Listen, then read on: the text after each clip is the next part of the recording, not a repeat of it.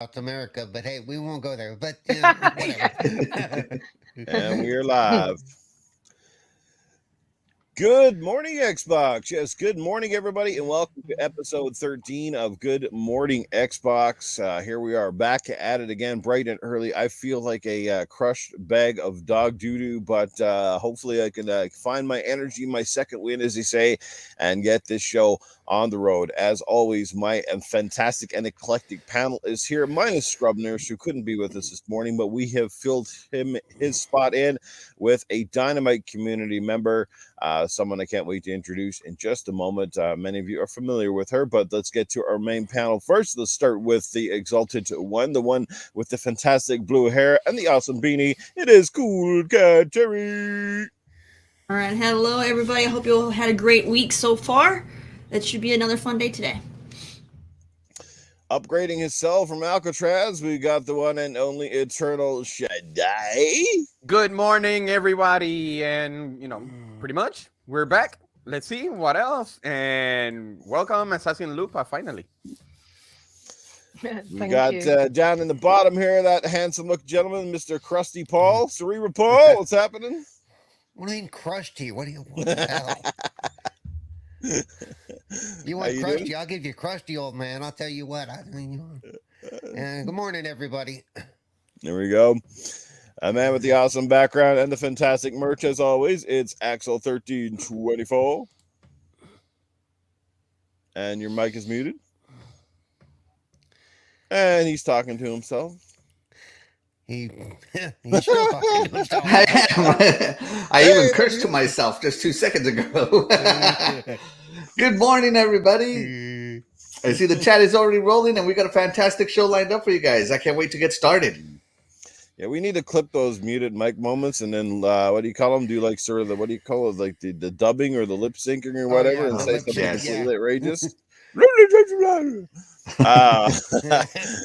And here she is, live from the other side of the pond. She is one of our fantastic community game members. She's a big part of our community game nights.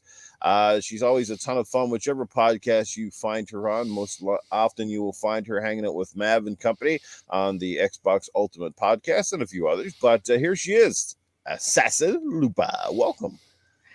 Thank you very much for having me. It's a great Sunday. Let's get this on. We are going to get it on. Big time. Let's go. Let's do it. Let's go. I want you to see who's here from the beginning today. Yeah. It's Joe Dunmore. Joe Dunmore is here, and he's here from the start. Joe Dunmore is here from the start. And as always, one of the first people in the house is Doggy Dog. He's coming in live and hot once again on a Sunday morning with the $1.99 super chat. Happy Sunday, new panel chat. Much love. Well, much love right back to you. Our good friend Jago Kukin is in the house early and bright and early today. Good to see you here, Jago. Glad you can make it. Casket Repair is hanging out with us as well. Our good brother Fastback from the LG podcast is here with us. We got BZHNQ. How are you this morning? I think he's in France somewhere, I think. Caper Grunt. What's going on, brother? How are you this morning? Cray Simmons is in the house. What's happening, Cray? Maddie Burns is here as well. So we got some MVP quality guests up in here. Our Rob, the Mr. Halo Dominator himself. Speaking of Halo and domination, if you haven't seen it already, Cerebral Paul's tweeted it out. Fork Boy and company are running another Halo tourney. Not a podcast panel member tourney this time. It's I guess it's just a free for all. So gather your top friends or top players, whether it be a 4-on-4 or the 2-on-2, whatever suits you best. I'm looking to do the 4-on-4. I've got one guy hopefully locked in so far, and I'm going to look for 2 more people to join me. But yeah, it should be a good fun time. We'll talk about that maybe more at the end of the show. I don't have all the exact details yet, but you just check out Fork Boy on Twitter. Let me just throw in real quick. So everybody will be paying to play, but half of the proceeds will go to a charity that Seasoned Gaming backs. Not sure which one it is right now. And then the other half will go to the winning team. And there's 4-on-4 and 2-on-2, and I believe it ends up being like $10 per person, I believe. So that is right. Correct. Absolutely. Good stuff. Yep. Like I said, we'll reiterate that before the end of the show. While Date's in the house. Since you had mentioned it, I thought I'd throw it out there for those that are there right now. So perfect. No, that's good. That's great. Let's get this show rolling. Coffee time, baby. Yeah, let's go. Bonjour, RG Viper X. How are you? All right, let's get right into it. As you can see, some of the topic listing this morning. If you haven't heard the news, I guess there's and it's probably one of the worst kept secrets in the industry over the last little while. Is apparently there is a Grand Theft Auto Trilogy remaster in the works. That means it's Grand Theft Auto 3, Grand Theft Auto Vice City, and Grand Theft Auto San Andreas. Three of the most beloved properties or Grand Theft Auto games over the past 20 years or so, gaining notoriety mostly on the PlayStation 2, and then it came over to the Xbox. I know most fans, like myself, want to see number 6 at this point in time. Not really interested in kind of going back in history and revisiting games that have certainly been played to death for the most part. But hey, you know, this is the generation we live in right now, where every company is trying to, add, when you got a cash cow like GTA, doesn't really surprise me. So let's find out how the panel feels about the potential remaster. Would you buy it? Should people buy it? Stay clear. Like I said, are we sending the wrong message to the industry that we're just going to buy anything that's repackaged in a nicer box? And we will start in order, and we'll find out how cool Cat Terri feels about going back to the Grand Theft Auto franchise. Okay, so when it comes to the GTA fans, like whenever you ask them what their favorite game is, most of the time they'll say San Andreas. And then Vice City is usually their backup plan. So if those get remastered, I already know that the GTA fans are gonna like go crazy for that stuff, which is great for them. Me personally, I mean, I really enjoyed those back in the day, but I've outgrown GTA. I don't play it anymore. So I'll have no interest in a remaster. But I think that it's going to sell very, very well. I mean, look at how many times there's been people that have bought GTA 5 at least 3+ times. So they're gonna, if they have no issue rebuying 5 over and over and over again, they're not gonna have any issues buying the remaster at all. Mm-hmm. Well said, well put. Eternal Shaddai, you look like the kind of guy who's just dying to pre-order this one. I'm gonna tell you. Excuse me. I'm gonna be very honest with you. I first touched GTA San Andreas. That was my first game that I played, but it wasn't that long. I think I only lasted 10-15 minutes just because it was my first time touching it. Never caught my attention. Is this why you're in prison, Shaddai? Pretty much. For inappropriately touching GTA? Pretty much. Pretty much. You kill one hooker in real life and hook sticks with you, you know. I killed somebody with a bike. Yeah. So no, it never caught my attention. But then time passes and I gave another try for GTA, but it wasn't not even GTA 3 or Vice City or San Andreas, which that was the first one. It was GTA China Wars. The Game Boy, or what do you call it? The 3DS. The DS. Yeah. It was the DS, and then it was the PSP. Yes. So I don't know. There was something about that one that I liked the most for some reason. Mm-hmm. But China Wars was way better, and since then, never touched that one. Anything that is Rockstar, I think I'm more into either Red Dead or pretty much make Bully 2. But as long, I know we're not going to see Bully 2 because of a lot of things going on in the real world. But me, I am not going to buy this one. It never caught my attention. I'm more into the Red Dead part. But GTA, I'm not for it. Mm-hmm. And there's too many remasters lately for some reason. And that's another thing. So I'm like, I don't know if they could do a remake. So, no, I'll pass. There we go. Sounds like 2 passes. How about you, Mr. Cerebral Paul? You look like a guy who's probably punished that series to death. Yes or no? Dear Rockstar, please let that dead horse lie. Stop beating the shit out of that thing. Holy crap. Make something new. Come on, people. But as Cool Cat Terri said, they know people are going to buy this thing. and they're probably going to be loaded with microtransactions and crap, and people are going to buy the passes or whatever they are, the GTA bucks or whatever the hell they are. Mm-hmm. So they know they're going to make a lot of money. And as long as people keep buying into it, they're going to keep pushing this crap out. So just like he said, it'd be nice to see some of the other games get actual sequels, original material, or even if GTA 6, God forbid, it doesn't even have to be a full blown GTA 6. Make it one like Assassin's Creed. They did those little short games. The one in China or Japan or whatever it was. They did a bunch of them that have shown up. But my God, and yeah, people are going to want to play these games. They're going to be remastered. They're just going to be made to look pretty. And given how they've handled GTA 5 as far as upgrades and stuff, I don't see it looking all that great. No, they're probably going to use the same old engine that GTA 5 uses. They're just going to bring those games up to that level. So I'm not interested in it. If it comes to Game Pass, will I play it? Sure. Because I never really got into Grand Theft Auto probably until I had my 1X or my 1 at least. I never did the early games, the top down, go kill a hooker, go get a hooker, pay her, then kill her and take the cash back. Never interested me.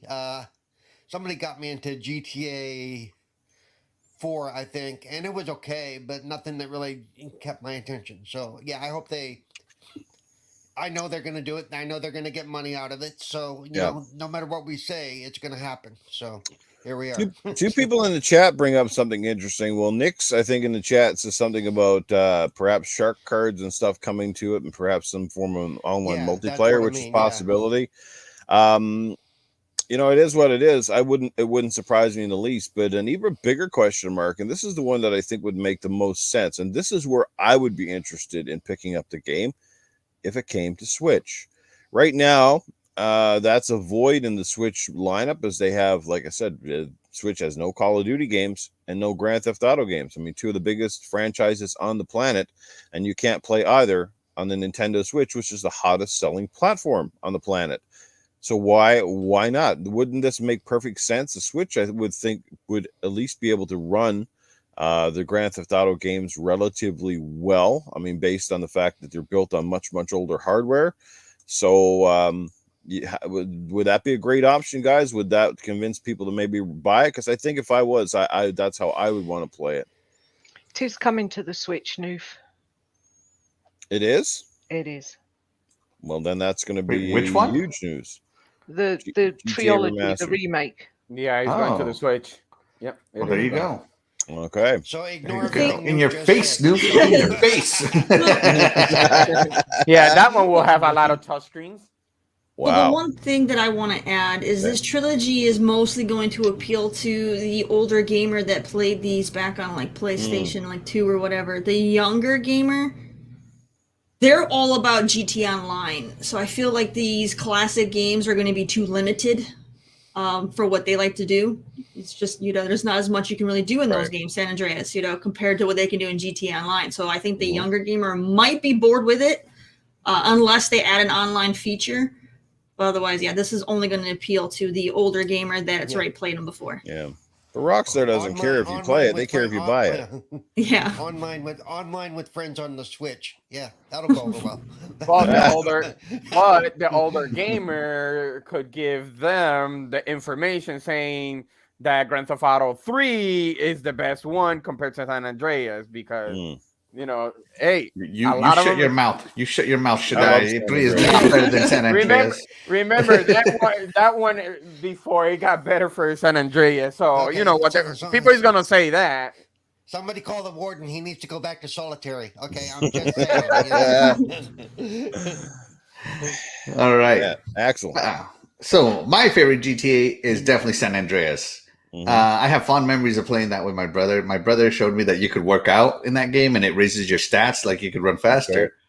So instead of driving to objectives, I started running to objectives just to get my workout in.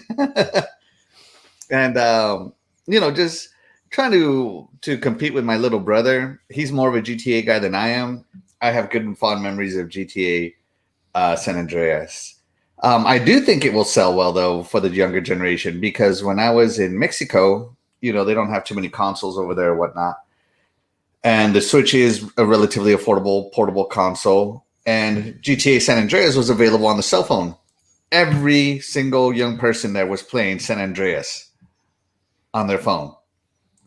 And so bringing it to the Switch is only natural, and everybody will play it.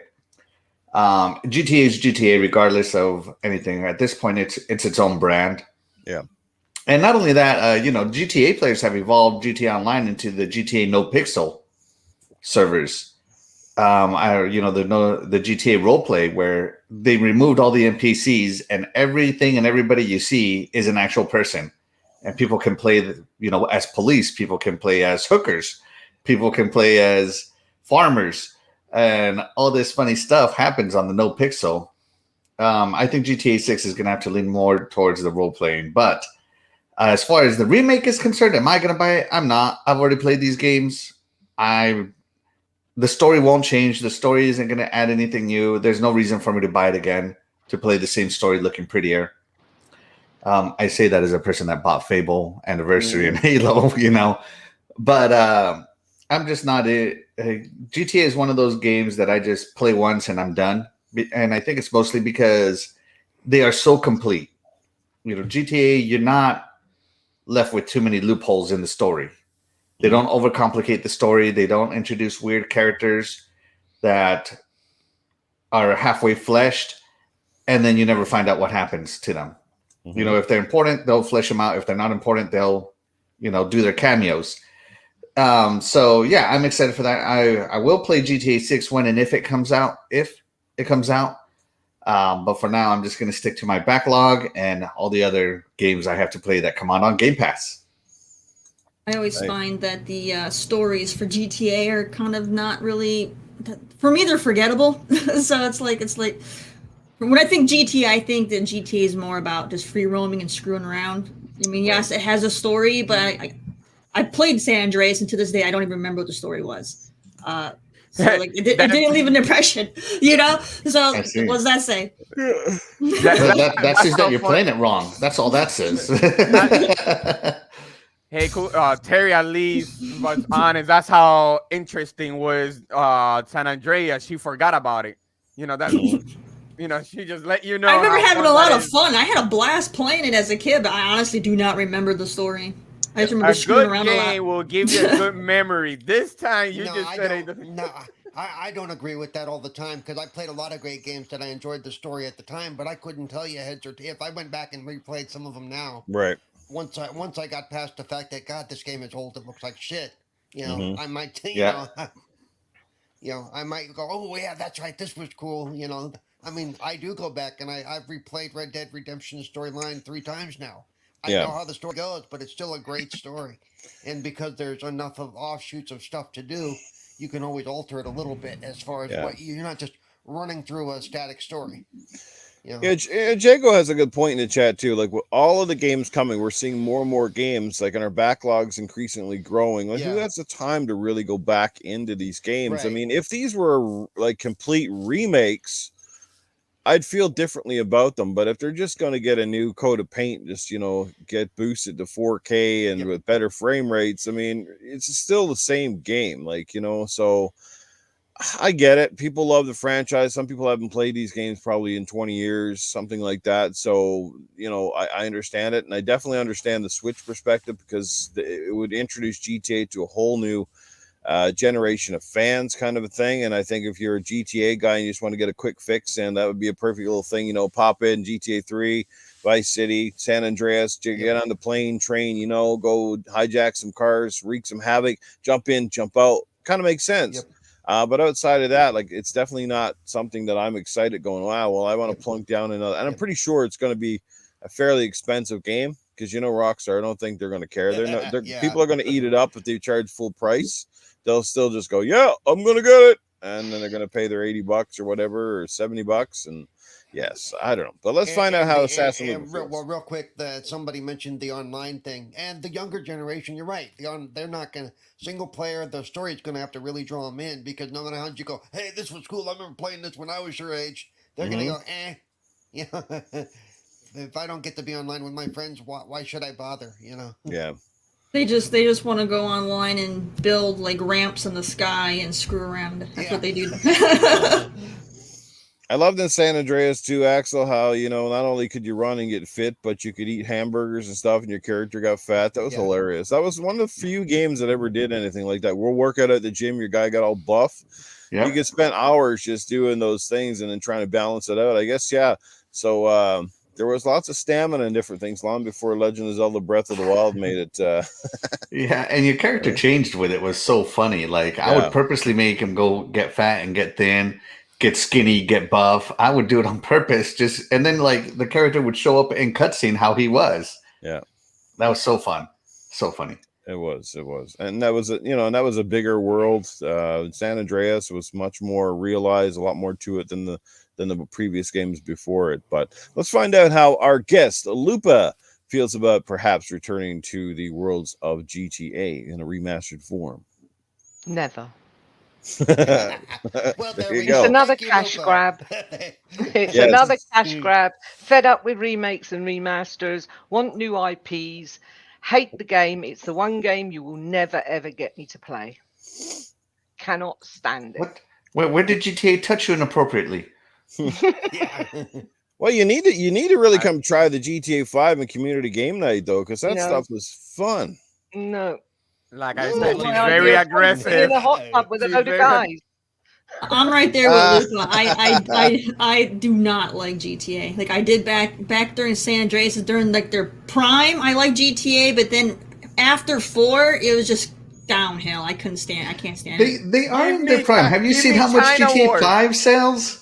I don't care. Have you seen it? If they're going to do a GTA, they need to make 6 and be done with it. All this is just cash grab. They just want more money out of people. But remember, probably this is something that, can give them more time to pretty much GTA 6. That's pretty much, let's give them this before. I don't care. Don't take people's money under false pretenses then.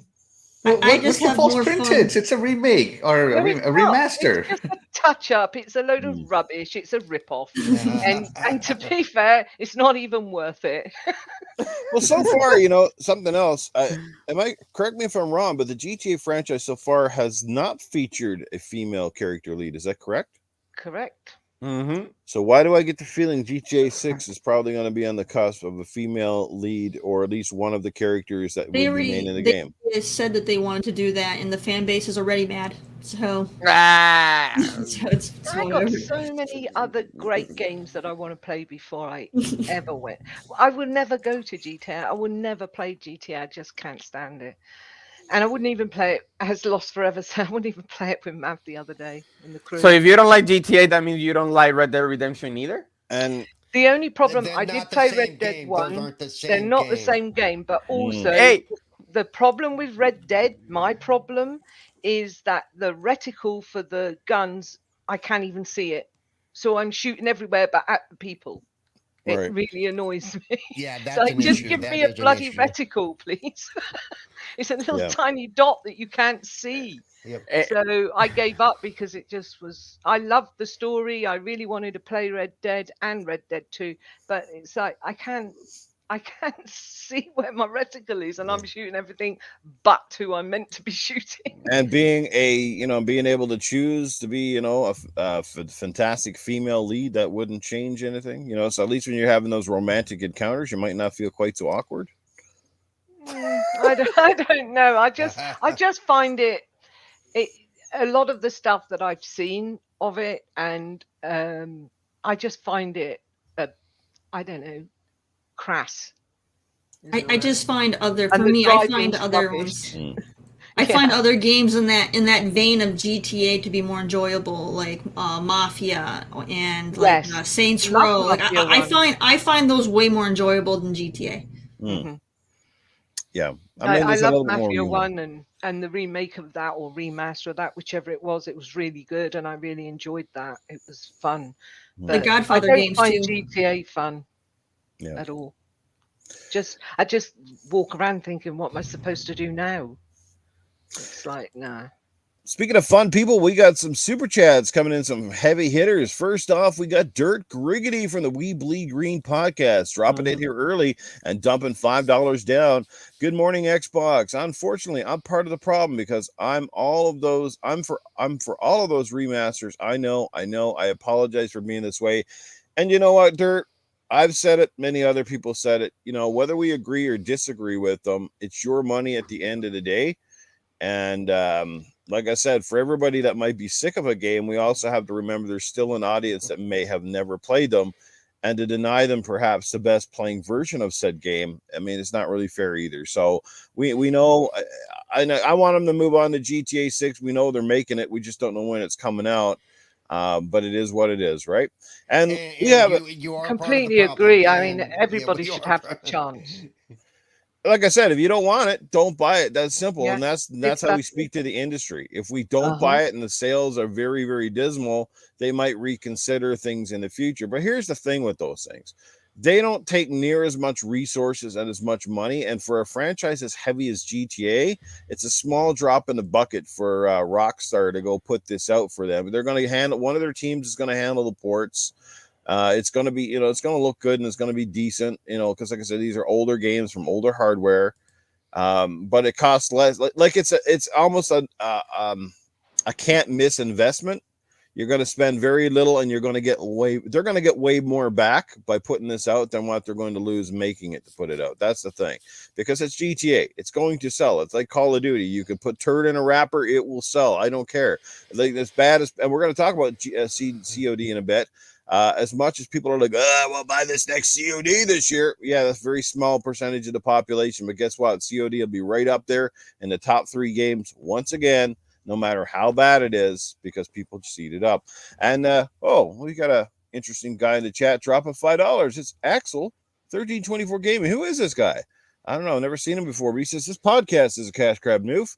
Just look at how much the comment cost me. $5. Well, thank you for that, Axel. You might become a member of this panel one of these days if you're good enough. I might actually be allowed to speak. Well, you can speak now if you got any more to say on GTA. I think I've said my piece. I don't really have much else to say. I'm not buying it. Bottom line, I'm not buying it. I just want GTA 6 at this point. When you say people who don't like GTA for their reasons, right? It could not be their kind of game, their kind of story. They don't like the mayhem. They need a more structured approach than the sandbox approach that GTA has basically perfected at this point. And the kudos to the director of the main line franchise. I'm not talking the mobile offshoots or anything like that. He will personally watch and record every line of audio dialogue that goes into his game, which is probably why this is taking so long. So, he will get the emotion out of the actors he wants. He will get the facial expressions he wants. He takes really good care of his game, the game director. He did the same thing for Red Dead Redemption. He's done the same thing for every GTA. And I think that's what makes it so good, is that when gamers buy GTA, and I think this is why it sells so well, you're getting a very polished product.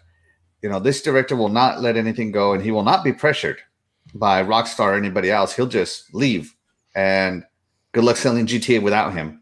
And when and if he leaves, that's another thing. Good luck sailing with GTA without him. But GTA 6, I think, is taking too long. It's been, 2 generations now? GTA 5 came out in 2013? Correct. Yeah. Yeah, it's almost been 10 years, but, Red Dead Redemption 2 took 10 years to make. So at the same time, I'm not surprised.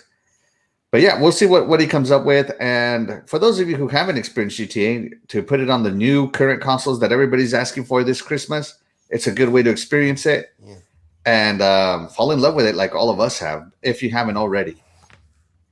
By the way, one difference between the 10 years between GTA and the 10 years with Red Dead Redemption, during that 10 years between Red Dead Redemption and Red Dead Redemption 2, they weren't cranking out, add-ons. They weren't using the resources to bleed Red Dead Redemption to death.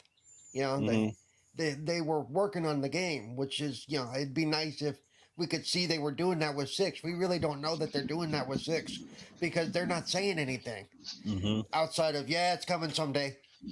They may not be on the initial paperwork. They may not even have a script for 6 yet. Yeah. Because they know that they can keep bleeding 5 to death.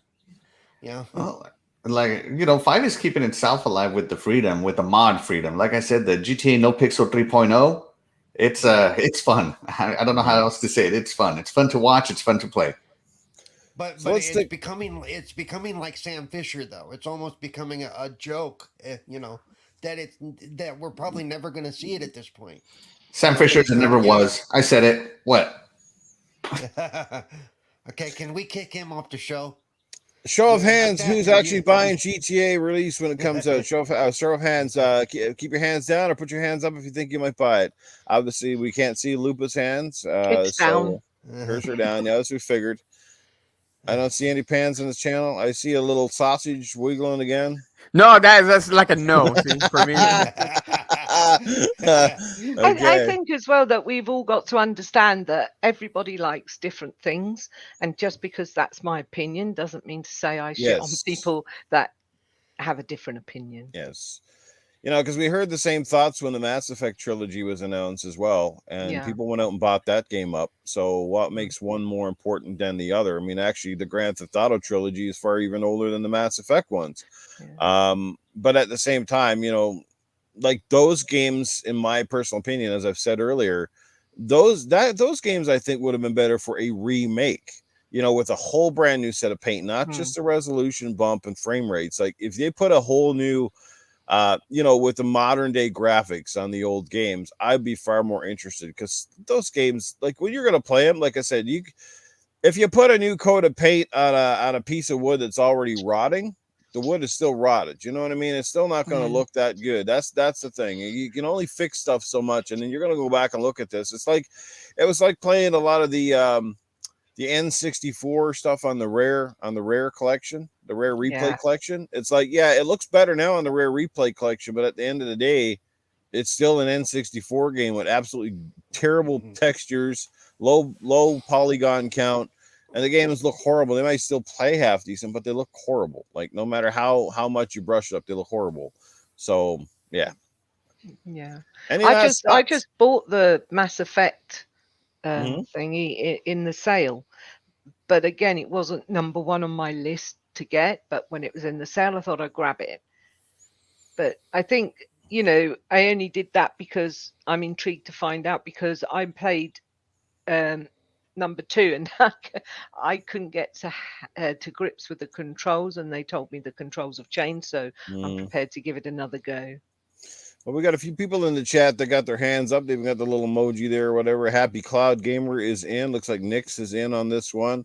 I saw Wall Bates earlier say he was excited, would probably buy it. Caper Grant says he's so over GTA 5. Sounds like Jago Kukin is as well.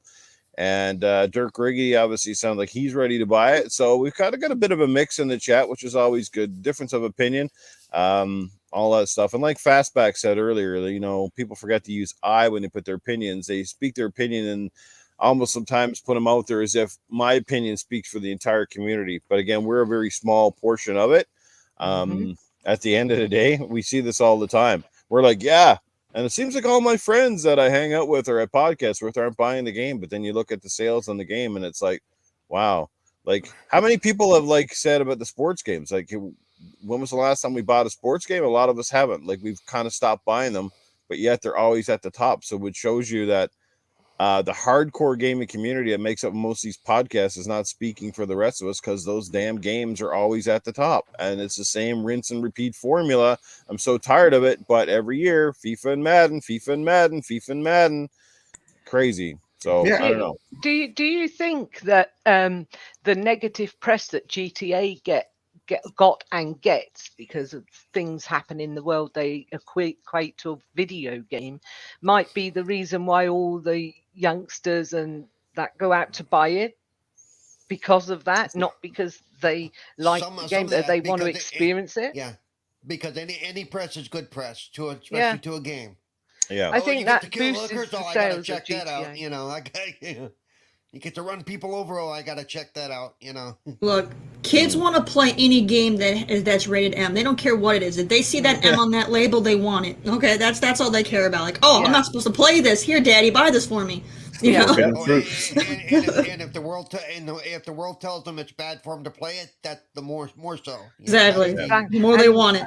Even down to the fact that a friend of mine who's not really a gamer, but her kids wanted games, and they asked her to buy it, and she did because she didn't know any better, and they weren't old enough to be playing that game. And it wasn't until I told her and she had to take it away from them that she realized. But that's another problem where parents don't understand that some games aren't for youngsters to be playing. Yep, that's why you see so many kids playing Call of Duty and GTA because the parents don't know. They just like, okay, this is what the kids want. So video games are for kids only. Pretty much. No. That's the mentality. Like, you know, video games are for kids, but that's because they don't take their research. Exactly. They always have that mentality since back in the days. And so as we grow older, what's the first? Yeah, but we know because we as parents are in gaming, whereas those parents are not. Exactly. It's no different. But me personally, I would vet every film and every game I ever allowed my kids to play or watch. But those parents, they're just a nanny for them. Yes. It's no different than when we were younger, and like how many music CDs and albums did you want that had that explicit label, and how many times did you want to try to get into a rated R movie at the theater? It's that same thing. You're not supposed to. Rated R? Or just a music video by itself, something simpler. And how many of us tried to get that Cinemax after dark? Terry is still scarred by the last scene of Boogie Nights. I have to mention Happy Cloud Gamer Roblox is can be very saucy. I've seen some bad things happen in Roblox, so I'd watch out what your girls are doing. Yeah. Yeah, like for me personally, with the parents and stuff, like I'm not against. I guess it really depends on how well you know your kids. Yeah. Like if you're actively engaged with your kids and they really, and you know what kind of personality they have, and they're staying pretty good at school and stuff, because you can start to see signs of trouble. You start to see the signs, and you can hear their attitude and the way their language and their lingo starts to change. And a lot of it is not by sometimes the games that they play or the movies and things they watch, is posed by the friends that they hang out and the influences that they have, because they want to be cool with their peers. And if their peers, you lose them. Yeah, that's right. They just want to fit in. They want to be popular. So their willingness is not so much about, like I said, the entertainment that they have, but again, it's all about the parents. Like you said, Lupa, if they're going to use GTA as a babysitter, where it's kind of shut them in the room, let them play all day, and then you're not really actively involved or even asking them, what did you do in the game? Or this, ask them some questions about what they're playing and how they're, watch their reactions. Even watch them. If I'm going to buy this game for you, I want to see how you play it. Like what kind of reaction you stir, the kind of actions that you do. And even if that's, even just eavesdropping on perhaps, they're streaming or something, and they decide to put it up, and you're like, okay, well, you know what? Like, he's got some very, sometimes those little actions in games can kind of dictate a little bit about personality and the things. It's like, it's almost like those moral choices we have to make in a lot of video games. Yeah. Sometimes that people say, like, yeah, some people do it for fun because you like to see what it's like on the other side of the fence, but sometimes those choices really reflect the person that you are or about to become. When you're always doing like really evil shit, I have the question kind of like, why do you want to do the evil shit? Because my first reaction when I play games is I want to do the good shit. I want to be the good guy. Yeah, right. I've always. I don't mean like I'm just gonna kill 100 hookers because it seems fun to me.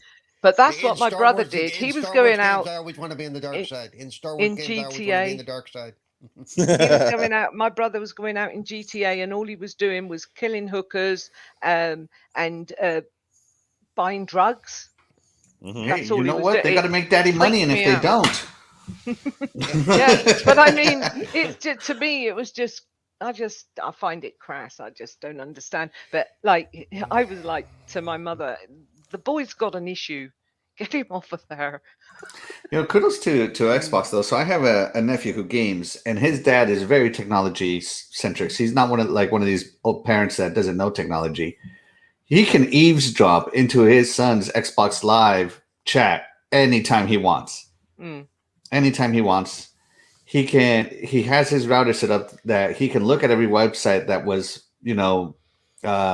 loaded into his entire computer system. Whether you delete your history or not is irrelevant. So he keeps good tabs on his chat on my nephew. And when I wanted to buy my nephew Gears 5, the first thing I did was ask him, hey, is it okay if I buy him this game? And he's all like, oh, yeah, that's fine. No problem. So it's not so much about and he's a very good kid, my nephew is. And it's not a matter of how bad the game is. It's how you are as a parent. What are you teaching your kids? Like, I think maybe the difference here is that, the game is not babysitting my nephew. He's still being raised by his parents. Yeah. So it doesn't matter what he plays. He's coming out a fantastic young man. He's turning into a great young man. Good. So, I was the same way. My mom didn't know anything about technology, but I'll tell you what, if my mom heard a curse word from across the property, I got it, So yeah, even though my mom isn't very technology inclined, she still made the effort to raise me and not just let technology babysit me. Well, that's the problem these days. The television, your Xbox, your PlayStation, your Switch, they tend to be nannies for the children, the majority of them. And I've seen it across friends and even non-friends that have come to me at the school gate and said to me, well, I know you play games, which most of the time I was ostracized for.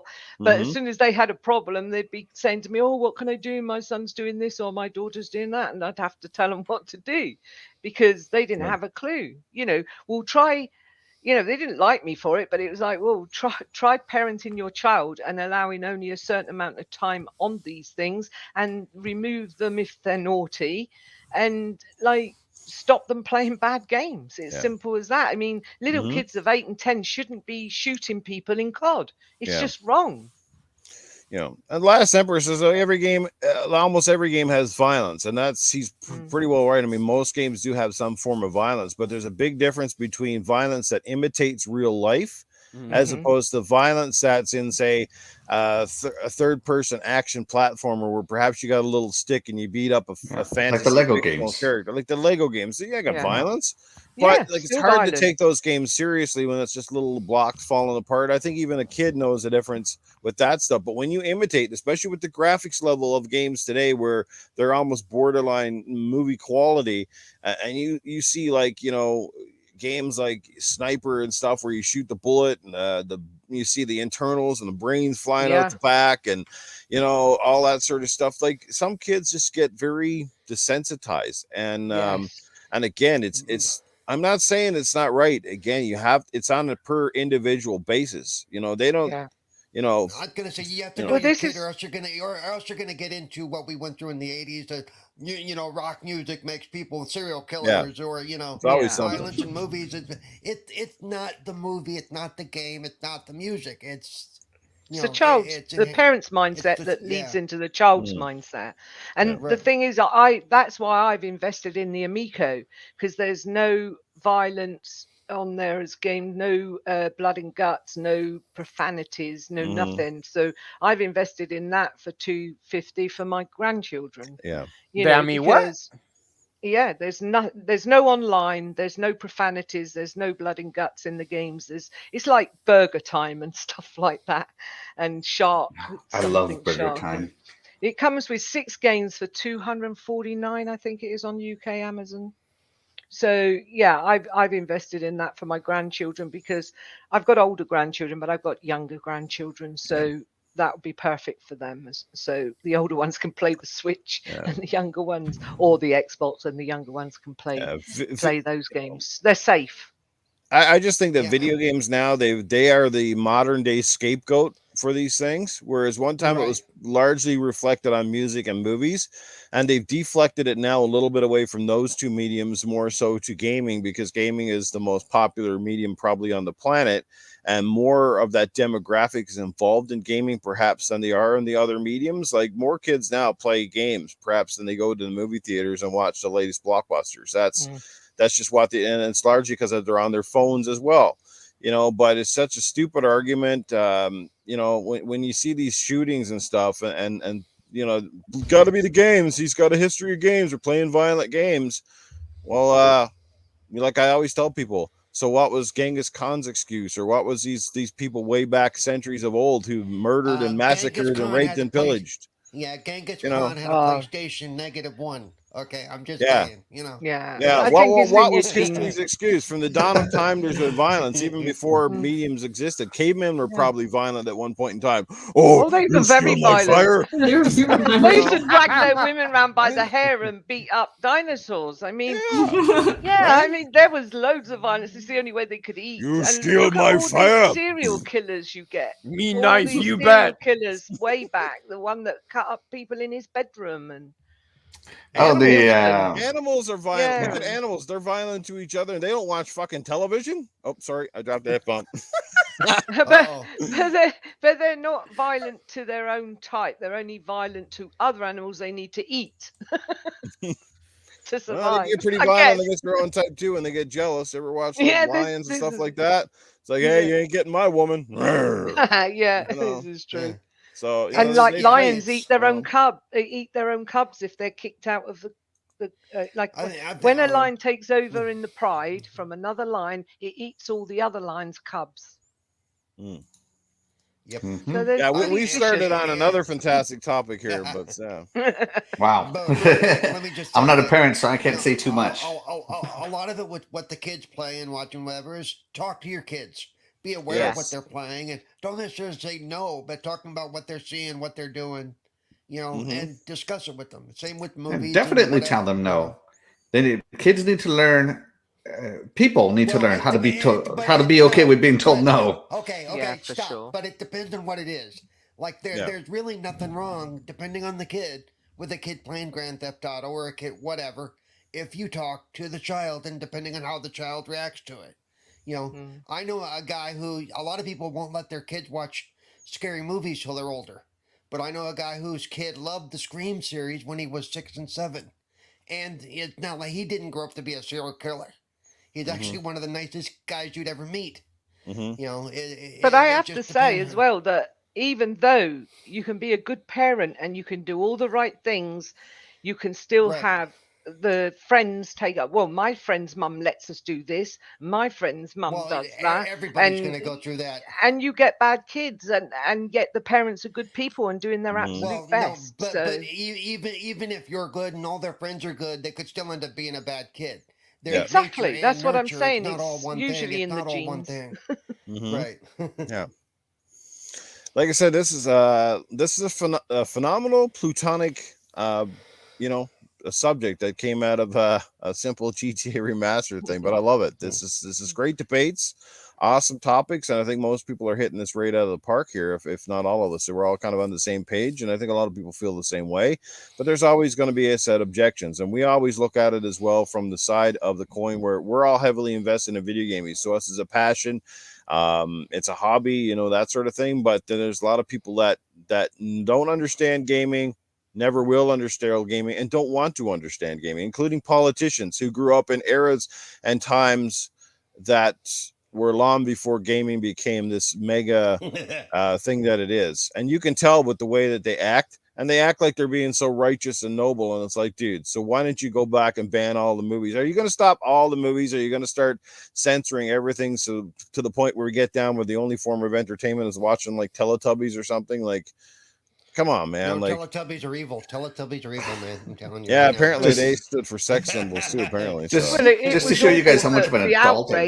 The outrage about the Teletubbies was awful because it was like terrible that they didn't speak properly, and so all the children were learning to go like Meg. There was a massive outrage. I'll never forget it.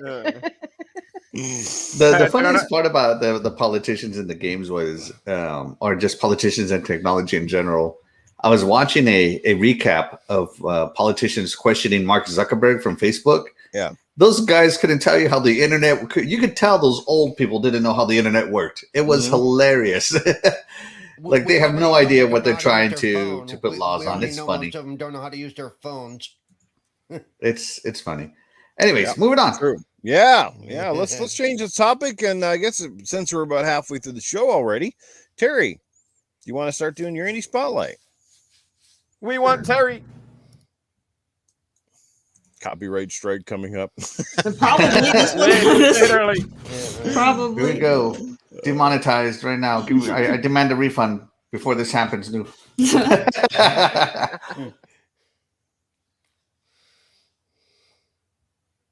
All right, everybody. I'm going to show off an older indie just because, you know, it's good to go back and look at the ones that you may have missed versus always focusing on the newest ones. So the one I want to show you guys this week is, no, here, I'll just show the trailer first and then I'll talk about it because then it just makes it better. So here, and hopefully I didn't make it too loud, so apologies in advance if I did.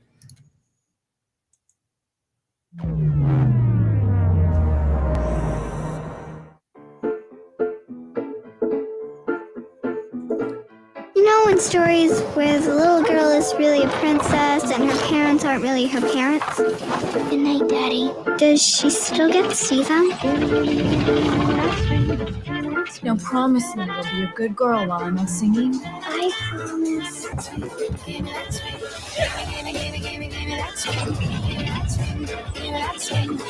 Oh boy, you're growing up fast. You used to be scared of the dark.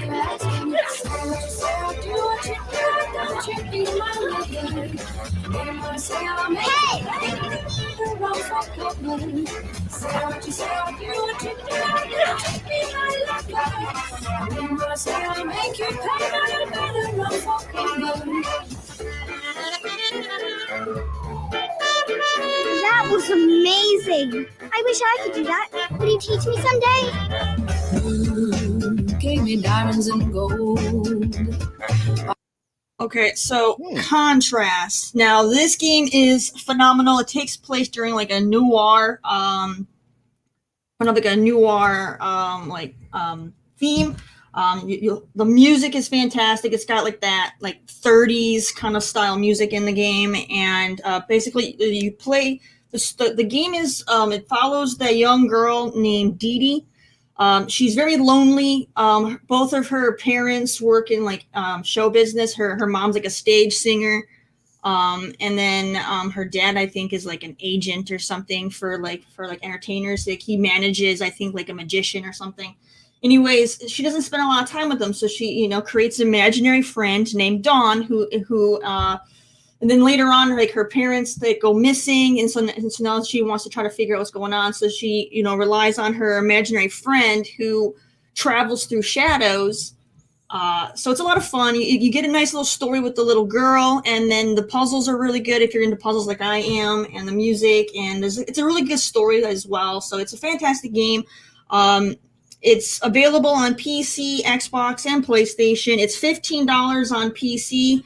You can get it a little bit cheaper if you're on console for $10, but it's definitely a fantastic game. I would go check it out. It's I believe it's all backwards compatible with the Series X and all that good stuff too. So go ahead and definitely check it out. It's a must play. It's fantastic. Awesome. That was another little gem that I can't believe I've missed. I remember that trailer, but I didn't realize that it was Compulsion. So wow, there you go. Terry really hitting it out of the park here with a lot of these games too that have very distinctive styles, graphic presentations and stuff, so great stuff, Terry. And I started playing Bound by Flame, by the way. Not bad so far. I'm not very far in it though, so just kind of learning the mechanics and stuff, but yeah. Pretty good, and in Bound by Flame, you're not stuck to one play style. I like that you can put your skill points between all three classes, and you can do a nice mixture, which is fun. Okay, good stuff. All right, good stuff. We're gonna move right along here. Here we go. Back to the show, people. Back. Yeah, great one. S, as always, she's knocking it out of the park with the indie spotlight. Someone says it's not an indie anymore because Microsoft wants Compulsion. Still doesn't change the fact that the game is an indie, right?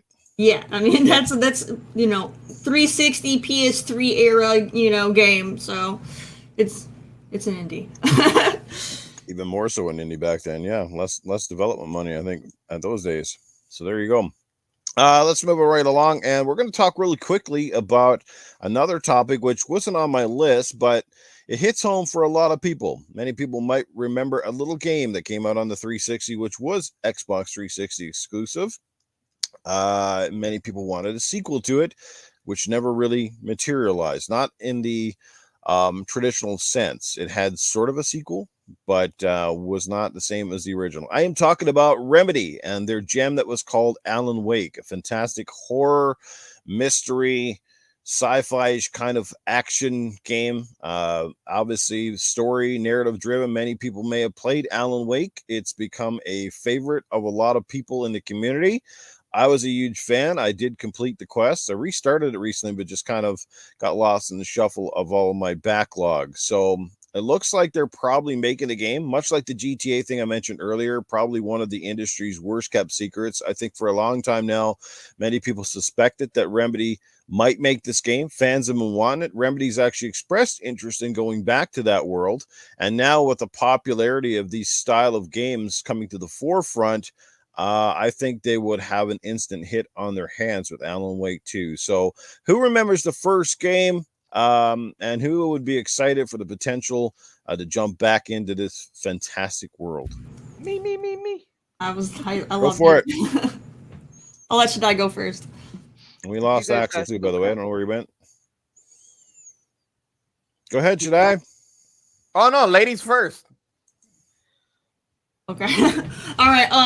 No, Alan Wake was fantastic. I really enjoyed it. Alan Wake was like this nice blend where it was kind of walking sim, but it was still action adventure in its own right, which was a good balance. It was a lot of fun. I remember the birds were super evil, and I hated the birds the most in that game. But otherwise, it was a fantastic game. I definitely would love to play a sequel to that one. Gross. Those stink birds, man. But no, it was fantastic. I definitely want a sequel. Control takes place in like the same like universe. I did not like Control. I'm not a fan of Control. I know some people like it, and that's fair. But yeah, so when they do the sequel, hopefully they keep it true to Alan Wake and they don't get all weird like Control. I didn't like that one. So I don't want to see a merger between the two either. You know, like no crossover. Like nah, they play too differently. But yeah, no, definitely excited. I want to see what they do with it, and I know I'm gonna be mad because that game is probably gonna have like the worst batteries ever. So your flashlight's always gonna be dead. Like true, horror game nature is like they don't understand what a Duracell is. They give you like these cheap dollar batteries. They give you these cheap dollar batteries that have like a 5-minute shelf life.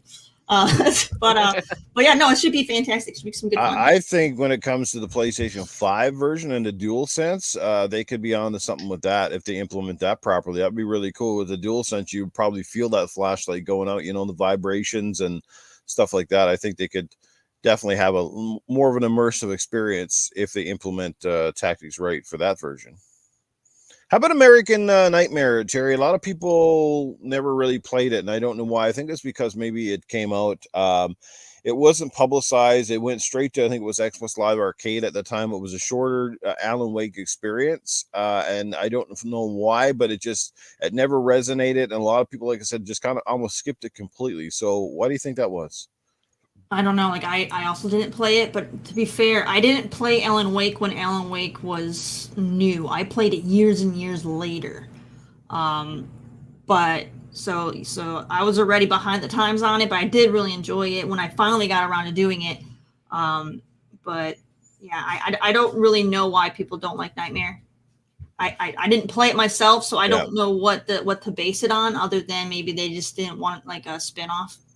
Mm-hmm. I played it at launch and I loved it, and the jump scares in it, and like you say, the torch batteries were a nightmare, and like it was just an all-round good game of its time. I hope that the new one is more technologically advanced, and I pray that it comes, because I mean it was a great game. American Nightmare, I never played it. I overlooked it somewhere down the line, but I know Eternal Shaddai played it, so over to Eternal. Why is he shaking his head? Because I know she mentioned American Nightmare, and I didn't, because it wasn't connected to the story at all. So I'm like, if it's not connected, I care less. Right. All right. Still featured the same main character though, didn't it? Yes. But Well, you then could it's have the main connected. character, but if the purpose is not the same, it's not even worth it. Yeah. The sequel is because of the success of Control. Supposedly, it was like 10 million copies sold or something like that. I know I read it yesterday. I was trying to look for that on my on the computer right now because I know it was something Remedy's call, and they were trying to give the plans to people about the success of Control. To answer Terry's, she said that I hope it's not connected. Well, actually, Alan Wake, Quantum Break, and Control, they're all connected. I know. I said I already said that they were in the same universe. Oh, I know that they're okay. connected. No, because I hope it's not connected. I'm like, okay. Sorry. No, what I mean when I say I hope they're not connected is I mean I don't want them merging them. You know what I mean? I don't want it to feel like I'm playing with Alan. You know, Alan's character in like with all the nonsense that was Control. Like I don't want that. I wouldn't be surprised if they're talking about quantum space. You know, because it is about time travel. So I wouldn't be surprised if they merge those somewhere along the lines. So I wouldn't be surprised by that. Alan Wake. Alan Wake's coming at 3 million to date, Eternal. I thought it was a little bit more 3 after million. years passed. Well, it said 3 million sold when I Googled it. Oh, okay. So my thing is, one, if you're going to make Alan Wake 2, Alan Wake 1 better have the proper treatment. Sorry. But, you know, that one, everybody wanted it a little bit upgrade for that because it actually deserves. And another one, when that released, that was the battle of the psychological thrillers for me because I was paying attention to that. And it was between that one and Heavy Rain for PlayStation 3. I remember that battle between those two. For me, Alan Wake is a really good story. It's a really good game, a psychological thriller. I always wanted a sequel to it. I'm very happy to hear that it's in the works or they started development, if I'm not mistaken. It's kind of long overdue for that and we want that. But that American Nightmare, it says it all. Yeah. It's a nightmare. I didn't like it when I saw it. I'm like, it looked like if it was how you call it, like a horde mode type, and I'm like, I don't like this one bit. Did you play it at all? Did you play it at all? No, I just wanted it to look at it first before I bought it if it was connected to the story, but it wasn't. Once that's the reason, because that's a game that is really beloved. You know, I love that game. So I'm like, is it connected to the story? That's the first thing that I had on my mind. Is it a sequel? Is it not? You're like, no, it's a spin-off. But the way I saw it, I'm like, no, it didn't click. I'm like, I didn't like it. I didn't even want it to bother, but I'm buying it. I'm like, forget it. I'm not. I want a sequel. Okay, then I think the phrasing you're looking for is you weren't interested in it, not you didn't like it. Okay, there's a subtle difference in there in what you say and how you say it. Well, you can't say you didn't like something if you never tried it.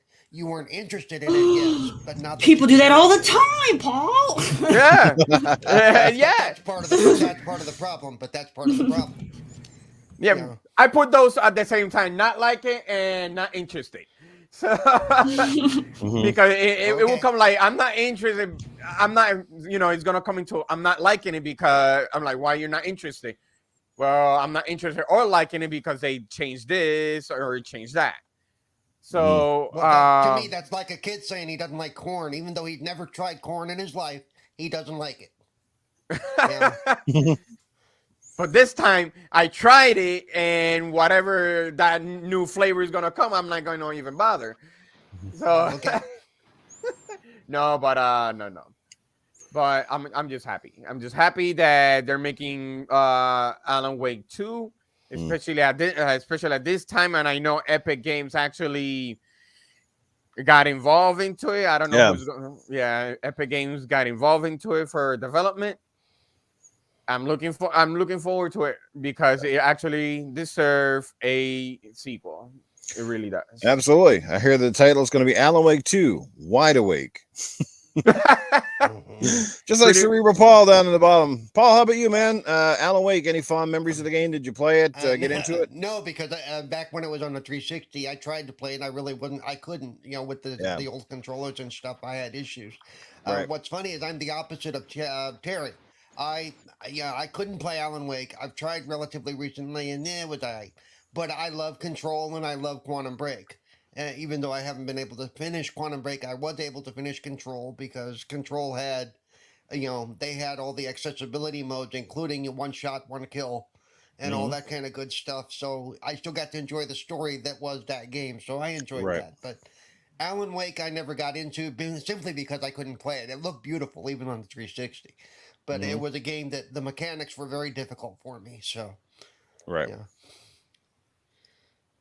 So that's where I'm at, and I am looking forward to it, and I do think Alan Wake 2 would be nice. It's going to be interesting to see if they stick to the old style, or if they bring it up a little bit. Yeah.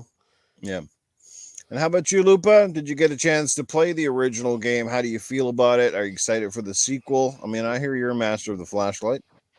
Yeah, I played it. As I said, I played it at release, and I loved it, and like that log area was pretty, but I love psychological thrillers, and I love the jump scare. So to me it's a shoo-in, and if it's done correctly, it will be real fun.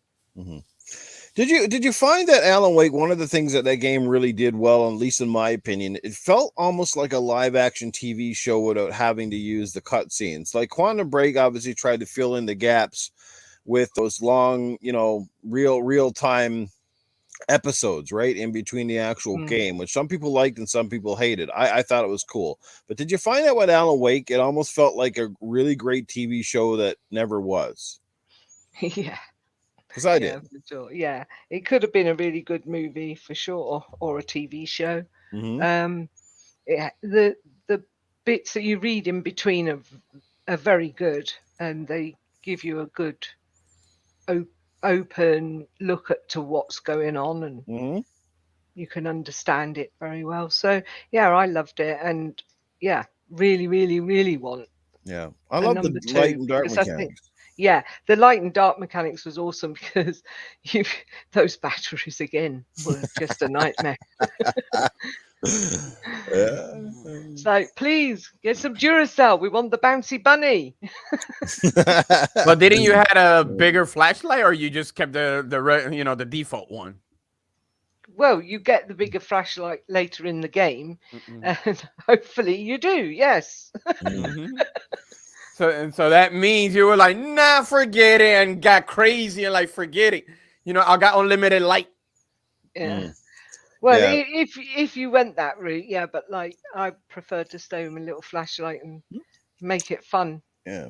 Well, a good friend of the show, 108 Dragons TV, aka Lemon, he's in the chat. And he says for his time too, people wanted something different. They wanted sort of that horror-based action and that suspense, but not in the Resident Evil form, And this game definitely had the atmosphere. It nailed it perfectly. The controls were pretty tight.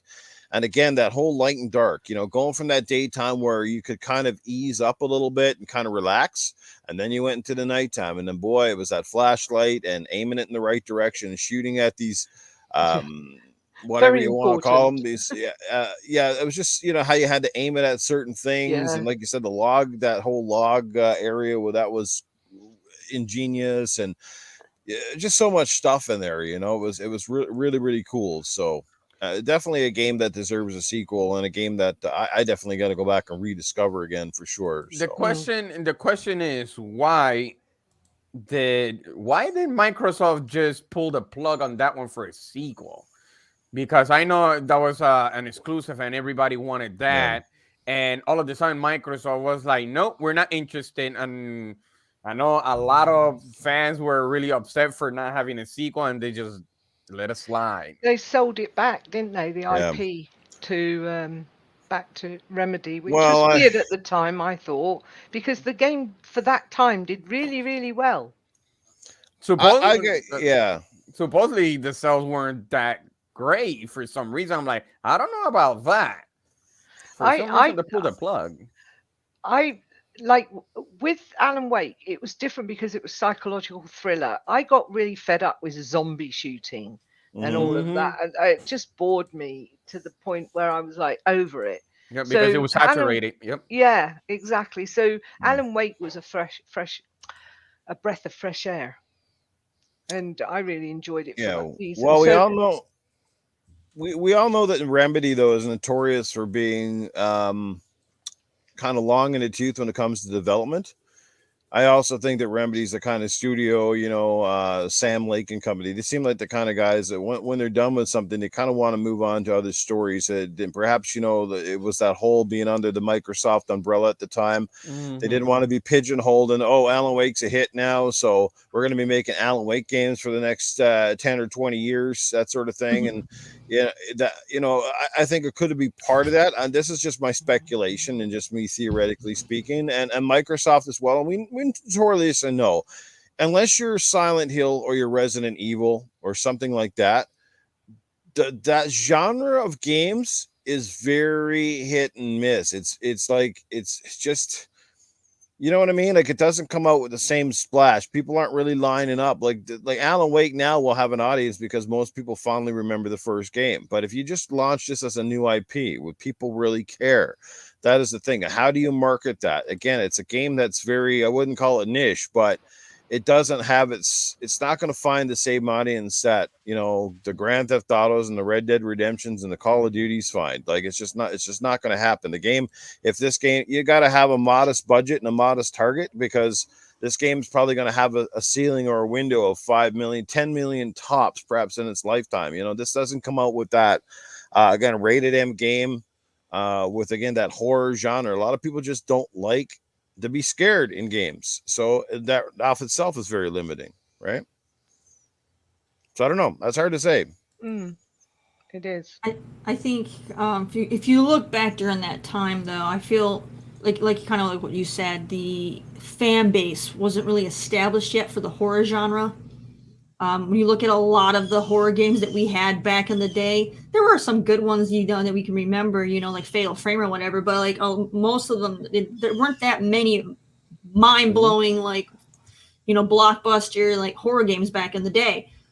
So they didn't really have the audience like they do today. And when you look at horror games today, I mean, yeah, you still have Resident Evil and stuff, but I feel like most of the horror games today are indies. No wonder we're getting Dead Space back.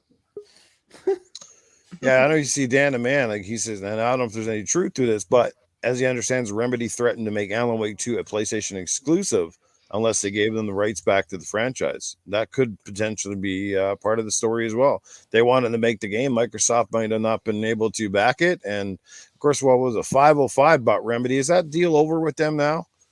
505 published Control, but I can't remember if they bought them up or they had them for a certain limited time, or was just the publishing rights. And Control hasn't sold nowhere near as many as Alan Wake either. Axel? Hey, thanks. Sorry about that. My mesh routers, all of them decided to just install a security update right now. So I had to wait it out, and then I had to resync the entire mesh across my house, and I was just like, oh my god. So yeah, sorry about that. Well, since you're here and you didn't get a chance to speak on this matter, how do you feel about Alan Wake and the potential of Alan Wake 2? Alan Wake was great for its time, but I feel like it's been too long. Alan Wake 2 will not sell as well as we older gamers think it will. Nobody will care about it. It's been out of the spotlight for way too long. And this just happens to, older franchises. If you don't, well, what's the word I'm looking for here? If you don't take care of it ahead of time, early, it will flop. If you just don't feed it into the fans, if the fans will eventually forget. Yeah, we have fond memories, but nobody remembers. Like I have really fond memories of Mega Man. And Mega Man, everybody knows who he is, but nobody has fond memories of his games until 11 came out, which was 10 years after. It's his last physical game, I believe, was Mega Man 8, which was back in the PlayStation 2. No, not even PlayStation. Yeah, PlayStation 2 days. No, PlayStation 1 days. Sorry, Mega Man 8 was a PlayStation 1 game, and then 9 and 10 came out digital only.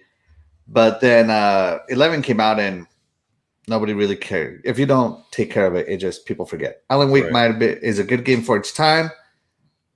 It's up to Remedy to market the ever-living Jesus out of this game, to build some hype and get it in front of people's eyes because they just haven't taken care of it.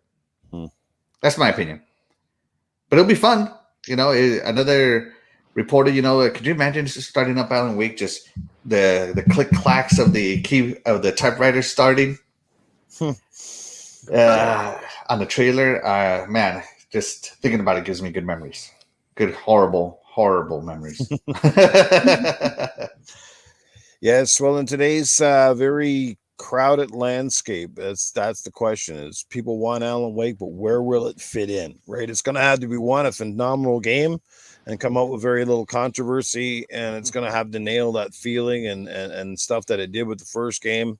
I suspect it will. One thing we can all agree on is that it will probably look phenomenal, considering that the old game still looks phenomenal from the 360 hardware. And again, that's another benefit of having a narrative focused game where you're not trying to do open world crap and limiting that side of things, and you keep things focused. You can really narrow down the graphics and make it feel immersive.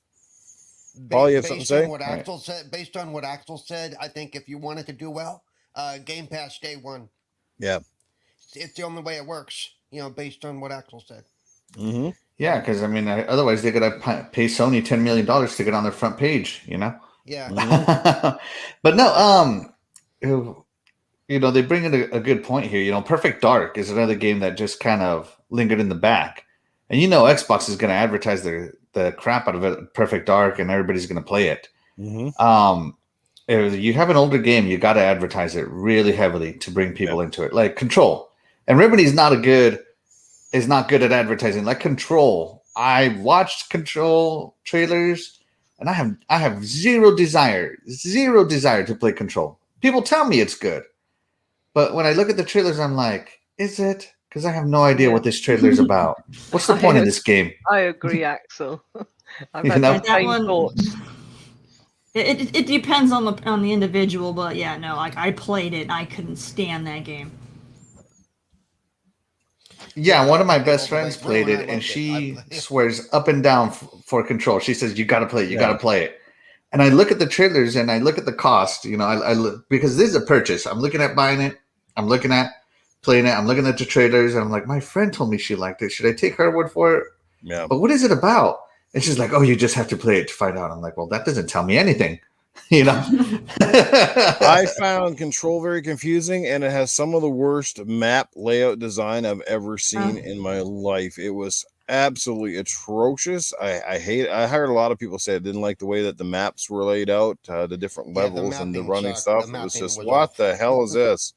It was very confusing, just very confusing. Perhaps if you played it, I don't know. But I think the majority of us all said the same thing. I've seen numerous reviews and talked to numerous people that played the game. They're like, yeah, man, this map design is not it, whatever the heck they did. So, yeah, but I like Control for the most part. But to me, it is the weakest of the Remedy games in a while. I thought Quantum Break was much better, to be honest with you. And I'm not saying it because Quantum Break was Xbox exclusive. Just to me, Quantum Break just had better characters and more interesting gameplay mechanics, where Control just felt very stagnant, very stale, just like kind of all in this base kind of thing, running around shooting these things that were just coming up. I don't know. So. I thought Quantum Break was the weakest one because they have live action movie there, so they were trying to, people like I'm more watching a movie than just playing the game. So that's why, majority of the time. Skip those. You could go in the settings and not have those play. Mm-hmm. I'm one of those that I kept it on default. I didn't mind it because I really wanted it to know what was going on, but I kept it as a default. The gameplay was pretty solid on Quantum Break. My issue with it, for me, I found the game overall just disappointing because it wasn't challenging enough for me personally. I played it on hard, and I didn't even use my skill points, and I was still flying through it. I didn't get hard until the final boss fight, and then it went from like freaking skyrocket in difficulty on the final fight, which made no sense. Like there was no balance, there was no balance. It was like, a breeze, and all of a sudden it gets, super insane difficulty at the very end, and it made no sense. But so it was just super off balance for me. Yeah, I think it was all the big fad about it being tied in with the series, and if you haven't watched the series, then it doesn't make a lot of sense. And Control, some of those puzzles in Control, I remember the curse words that came out of me with the first one, where you walk into that hotel and you have to ring the desk, and apparently you got to pull the light switch so many times before the bridge would open up across the other side. The rules of 3. Yep. Yeah, I had no idea. I'm sitting here like, what in God's name am I supposed to? Where am I supposed to go? Nothing opens. I'm like, this is weird. And I sat there, and finally it's like, yeah, you know what? I'm gonna have to do something. I don't like to do it. But when I'm in like a half an hour or so swearing at something, I'm like, yeah, I guess I'm going to have to get up the old YouTube research here. And then I was like, oh, how would anybody know it? You got to pull the light switch several times. Is that indicated? I knew. I think, yeah, it is actually. Yeah. Well, I must have missed it somewhere because I'm like, what's going on? The first time you pull the switch to get in there, it tells you the whole rules of 3 thing. It gives you a little thing. So you know what? Sometimes, though, Paul, what happens is I stream some of those games, and I miss a lot of that stuff because I'm talking and streaming. Yeah, I know. And then you come back and go, I must have missed something, or I missed a piece of important dialogue or important puzzle piece because I was talking or whatever. So, yep. Yeah, I've been there. Trust me. I'll have to stream. Did anybody see what happened? Because I just missed it. Yeah. Okay. Communities, I think we can move on from this. I think most of us seem like we're fairly excited, but again, temper your expectations. And the game could be, God only knows, it could be 5 or 6 years away at this point. We still know that Remedy is working on Crossfire X campaign as well. So let's hope that actually finally comes out, because that game's been touted and shown off forever. And that was the other thing with Remedy too. Like Microsoft, I think they kind of stated when it came to Quantum Break as well that they were starting to lose patience with that studio.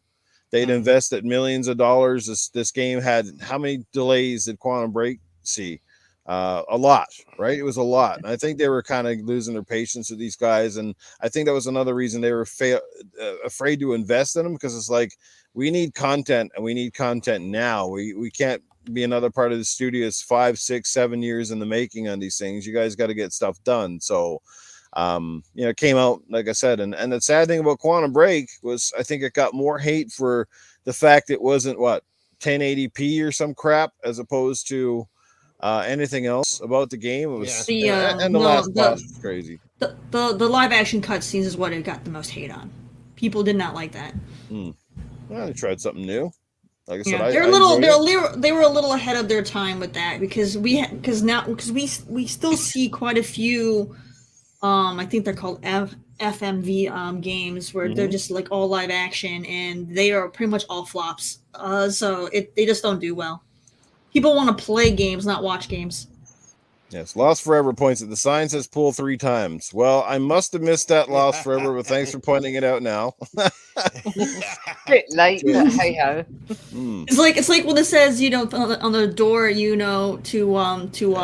to push, and everybody sits there and they keep pulling and pulling. It's like push. I get so embarrassed when I do that. Look it up. Does she push? That's what she said. So I told my wife to pull 3 times, and let's see how that worked out. Oh boy! Alrighty, we got Axel on deck with our community spotlight this week. So let's bring it up to the stream here and see who is going to be his selected featured spotlight. Here we go. Oh, a produced segment. Look at this. Oh.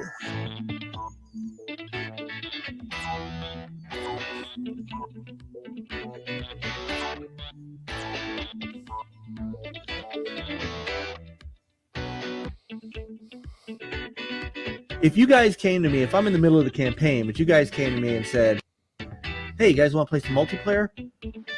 Of course I'm gonna play. I'm not gonna say no. I'm in the middle of. Yep. I think Axel's server went down again. No. Can anybody hear me? I can hear you. Okay. Well, while that's loading, all right. So my community spotlight is actually, it says it's loaded. I have plenty of buffer here. I have no idea what's going on. Whatever. Circle of death. Yeah, it's the YouTube circle of death. So the internet's not your friend today. It is not. It is not. Anyway, so my community spotlight, if you want to come back to me here, Noof. Oh, sorry. Yeah. Is none other than Mike Mullis of Next Level Gaming.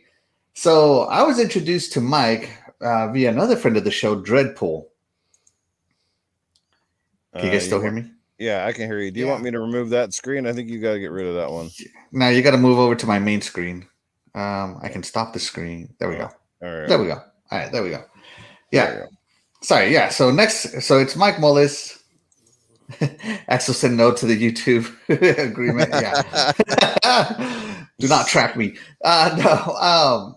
It is Mike Mullis from Next Level Gaming. I was introduced to Mike by Dreadpool as a guy that loved classic games, and as a guy who loves to collect old games and loves to play classic games. It was a real treat to be introduced to someone like Mike, because Mike is a journalist, and he ran the original Next Level Gaming website, which you can still find on the Wayback Machine.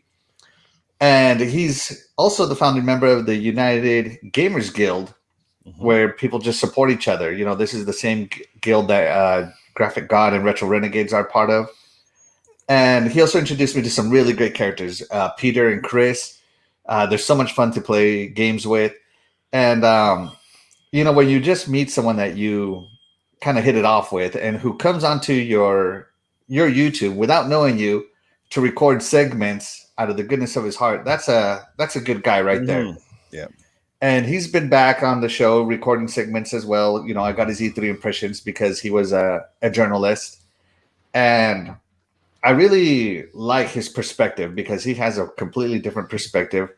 The Amico, I wouldn't have known about it if it wasn't for people like Mike and Dredd and Peter and Chris and all the fun they had. Axel buffed the wood. Yeah. So, yeah, this isn't just a shout out to Mike, but to the entire crew over at Next Level. They have a podcast on Thursday that runs really late. I'm a huge fan of late podcasts. It's because I'm a night owl, so I stay up late. And they're just entertaining, and they're talking to sometimes as little as 10 people. And that's okay. They put in the same energy they do for 50 people as they do for 10 people. And that's just a show of their integrity. Shows their integrity. They have great guests. And catch the show, guys. These guys are full of knowledge. It's very well produced. And Mike is just a great guy. He's a great personality. He does streams. He does co-op streams with his panel members. And if you ever want to know anything classic gaming, shoot Mike Mullis a message on Twitter. Tell him Dreadpool sent you. Don't spam him with messages from me. So yeah, that's who my community spotlight is going to be. It's going to be Mike Mullis, Stinger and LG from Next Level Gaming. So yeah, fantastic! Another phenomenal community spotlight. It's the NLG crew. They're fantastic. Again, support and be supported. They live by that mantra. Let me just say, I have my 2 pieces on that. I don't know Mike all that long, or the Next Level Gaming guys all that long, but I am a fan of their podcast and what they do. And the one thing that certainly comes across with Mike in particular is he's got that like boyish excitement, even when he goes back to talk about the older games. Anybody get that vibe from him? Like when he talks about this, you can still feel that, that charm, or that, you know what I mean? Like almost like when you were a kid, he just loves the retro stuff. He just, he puts his excitement into it. Like if he's talking about the old games, he'll tell you why he's excited. Yeah. And if he's playing the newer games, like, they were doing runs on the Ascent, he'll tell you why as he's playing it, why he's loving it and why he's not loving it. But I mean, you can just hear the the emphasis on his voice. He puts a lot of emphasis Yes. on words and on segments, and you can just really tell this is a guy who is passionate about gaming. Mm-hmm. You know, this is, I don't know if this is his, if this is his job or whatever, but you can tell the passion for gaming is there. Yes. The purity of gaming. Yeah, and their whole podcast quick itself. Correction that Noof will recognize it's Mike Mullet. You know, Mike it's always Mullet. gonna be Mike Mullet. Yeah. That's coined by the good old Mag, the Ledge Game Yeah. guy, Mike Mullet, or Tony Baloney. I don't know if it's Tony Baloney or Mag, but Yeah, one of coined those that. two. Yeah. Yeah. One and the same. You know, and they run a podcast that, you know, like I said, not only get your dose of retro and your updated stuff, but they don't come across as like just arrogant people. Like they feel genuine. They feel like, you know, the guys you get on that podcast are the same guys. If you met them in real life, they'd be the same way. You'd have a beer, have a laugh, you'd, you know, have some fun gaming, and they just don't come across as that arrogant console war, like that kind of shenanigans you see with so many podcasts out there trying to be things that they're not, trying to, you know, play things up just for the clicks and the likes. Like you said, you couldn't say it better. They treat every podcast the same way, whether it's 10 people or 50 people. They come at you with that same energy and that love, and it definitely shows. Another phenomenal spotlight, Axel. And also, Mike does every month. He gets a box of games, you know, because he belongs to the club. And he and his son Seth do that opening every month. That's right. That they record, and you can go watch it. And he you know, his kid's just as excited as he is about getting these old games that he gets to play for the first time. Isn't that great? And Zetha's got ADHD as well, so it's really good for him to get involved, and he loves his gaming too. Yep. Yeah. He's definitely like, he did we were talking about this last week's podcast that they were talking about Jade Empire and how he reviewed it back in the old NLG days. So I went back and read his review, and he was talking about it on Thursday just as excited as he was writing about it, you know, decades ago. So like I said, this is a guy that just has a passion for gaming. He's genuine and he's very nice. And like I said, he did me a huge favor by coming onto my show and doing a recording. So, and he didn't know anything about me. He knew zero about me, and he still gave every ounce of effort he put in it. He was very professional, and he just gave it his all. And that's just the kind of guy he is. Yep. And not to mention, both Fastback HDK and Mike, they're awesome to play games with on Community Game Night. They come out to a few of those, and they're a great crew to have for gaming too. So, you know, that's another thing I applaud people for, the ones who take time to come out to those things, because I'm sorry, there's just, you know, I hear people preaching about Community Game Night and how it's good and this, that, and something else. I'm not talking about the people that are actively there like me and Lupa and all those crowd, but I'm talking about other people on the podcast scene that kind of go, oh, you need to join these guys, but they never come out themselves. Yeah. Like, is it too much to come out at least one weekend? You know, all you big podcasters out there, you know, get your heads out of your ass. You know, you're not celebrity status here. You can come out and play. And you know how much that means to the community, how it means to the people that look up to you. As means you a know, lot. they come out to your podcast. They watch you each and every week. They take time out of their schedule to watch you on the podcast as a host, whatever, as an entertainer.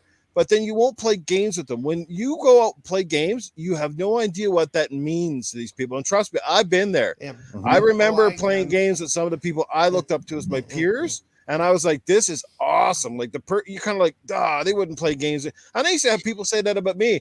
If you wouldn't play games, I get messages. You wouldn't play a game with me, would you? And I said, buddy, you're talking to the wrong dude. I will play games with you any day. Come on out, and I will play you guys. And I've proven that time and time again. Yes. Yes, you have, Noof. Yes. Yeah. I don't think I'm above the community. Noof is definitely a community guy.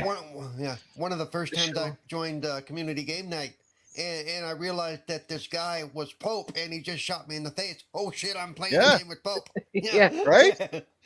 Right? We've all been there. It's a cool feeling, and it means a lot. You don't have to be out there every week, but if you see a game you like, and I'm just putting this out for all the community podcasters, come out once in a while, show your support, show them that, you know what, we do actually like playing games and not just constantly talk about them. Right? Yeah. That's one thing I don't like with some podcasts is they do all these podcasts and they chatting games, but they never actually play games. Not that I see on my live You know, it's like, and all these people keep hiding offline. It's just ridiculous.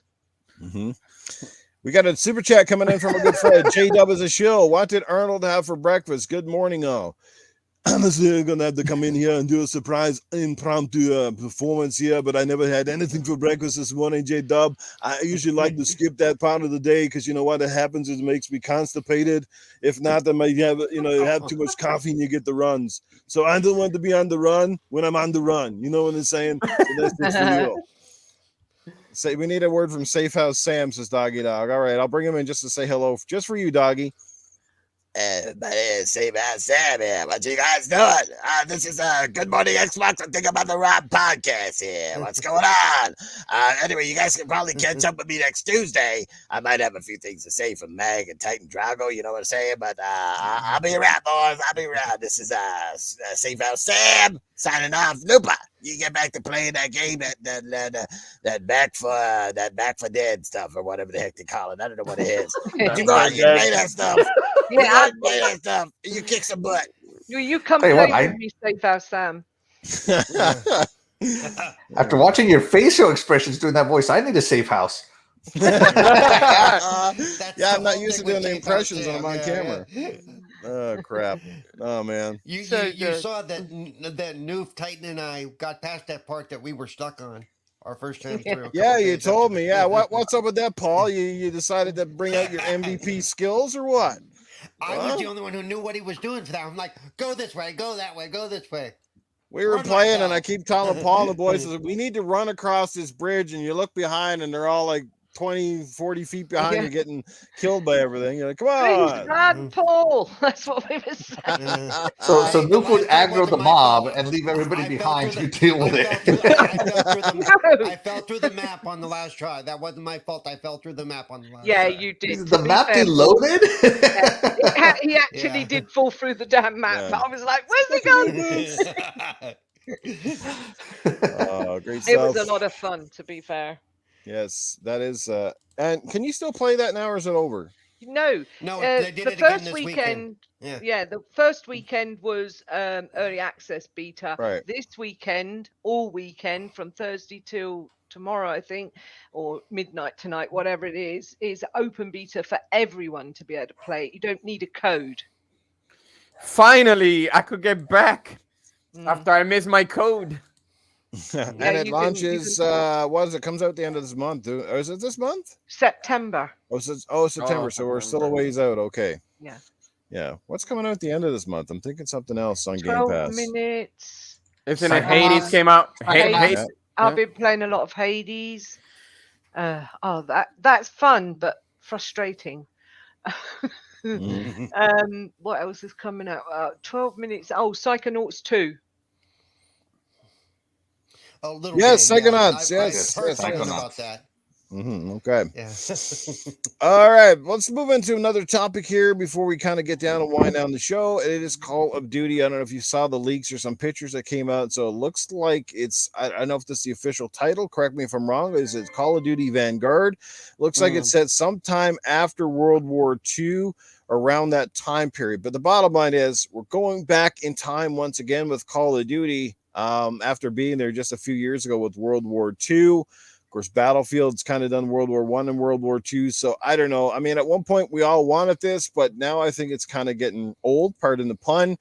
I'm hearing, at least from my side of the community, a lot of negativity. A lot of people just like, I am not getting this. Mind you, I've heard that song and dance many times. And then come November, hey, look what I got. A new copy of Call of Duty.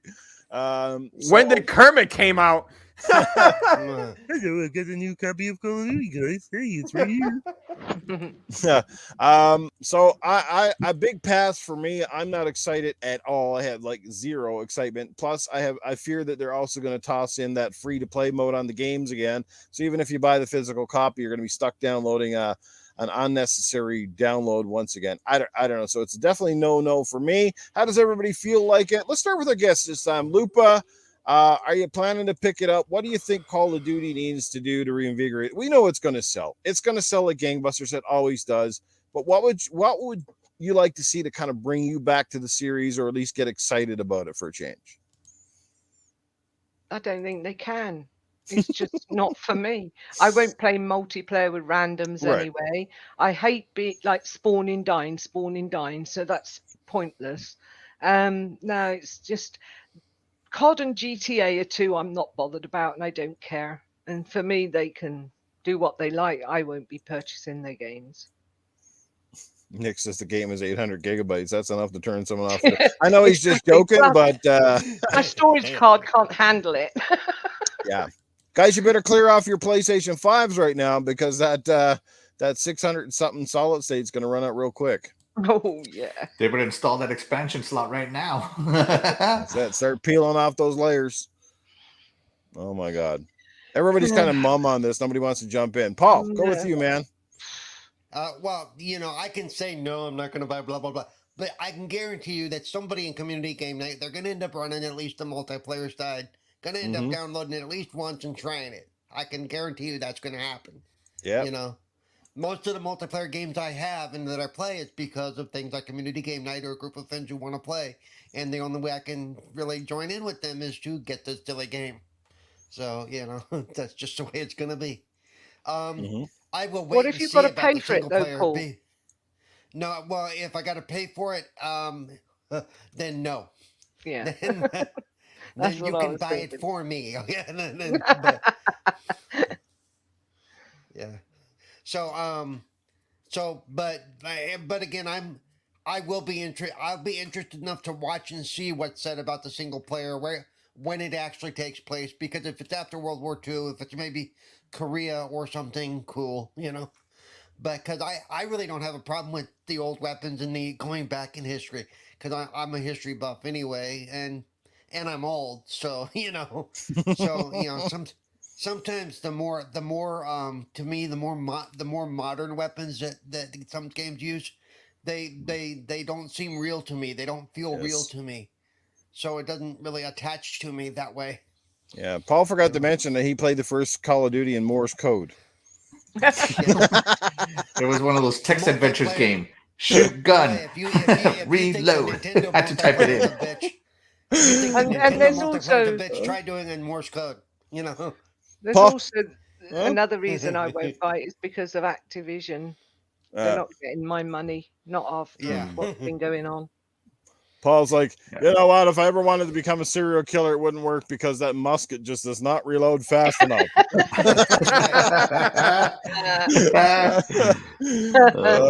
Ever remember those games? There was one that came out one year, and it was about that era, like back to Civil War, and the reload sequence, and the guys just go like this, and you're just that game was fun. God, 5 minutes to reload one bullet. Like, oh my Lord. Fix bayonets, boys. All right. Ram that powder in. No, that Call of Duty will flop. Call of Duty and me have not a good relationship. So I bought Call of Duty Modern Warfare 1, 2, and I'm thinking I'm now about to buy the remake that came out for the Xbox One a couple of years ago. But Call of Duty is an offshoot of Medal of Honor, and Medal of Honor had the Allied Assault game that basically captured World War II very, very well, down to the terrain. And that, if you're a purist of military, if you really want to say it's a military shooter, it doesn't get any better than that. Like landing on D-Day on the old game was hard. Like I got killed like 20 times before I made it past that beach. Mm-hmm. And the new games just don't have that. Their design, Call of Duty has turned into somewhat corridor shooting as opposed to this vast battleground that it used to be. And it's full of cheats. Yeah. And, the multiplayer, everybody talks about the multiplayer, but I mostly focus on the single player. I've never been a fan of Call of Duty multiplayer ever. It's too much of a Twitch shooter. A reaction shooter, like, oh, there's someone dead, there's someone dead, there's someone dead. When you can no scope or fast scope, as they call it, someone, that's not a good game to me, because that doesn't actually happen in real military life, right? You're advertising yourself as a military shooter, so I agree with Paul. The guns don't feel real. Mm-hmm. Is it fun? Oh, I'm sure it's a lot of fun for those of you who are looking into it. But it's just not for me. Call of Duty and me are just not not good. Now I was really into the competition here. Battlefield 1 because it did a new era. World War II has been done, redone. Science fiction with Wolfenstein. This last Battlefield kind of put a little bit of a cyberpunk-ish, or not cyberpunk-ish, steampunk fixation on it. I mean, it's just not for me. If you're gonna make something and advertise yourself as the best military shooter, fast scoping doesn't exist in the military. Just putting that out there. Yeah. But yeah, no. It's just not for me. I'm not a Call of Duty gamer. You're not compatible like me. Yeah, it's just when I played Call of Duty multiplayer, if I could run out there naked with a knife, that's what I would do because that's what I like doing. I just like running out there, throwing my knife. Okay, I don't need that visual. Stabbing people because it's so hilarious to be like you see people crawling or something, and then somebody just comes and stab then. And the rage you hear on the headset, it makes it all worth it to me. The naked part is kind of disturbing. You can put I put no armor on, no nothing on. Like I am as light as can be, and it's just so hilarious to me to see these people taking it so serious. And here I come, busting through windows, stab, I'm out. And it's just I don't know why. I mean, I never win a game, but just hearing their cries of rage makes me laugh so hard. I don't take it seriously at all.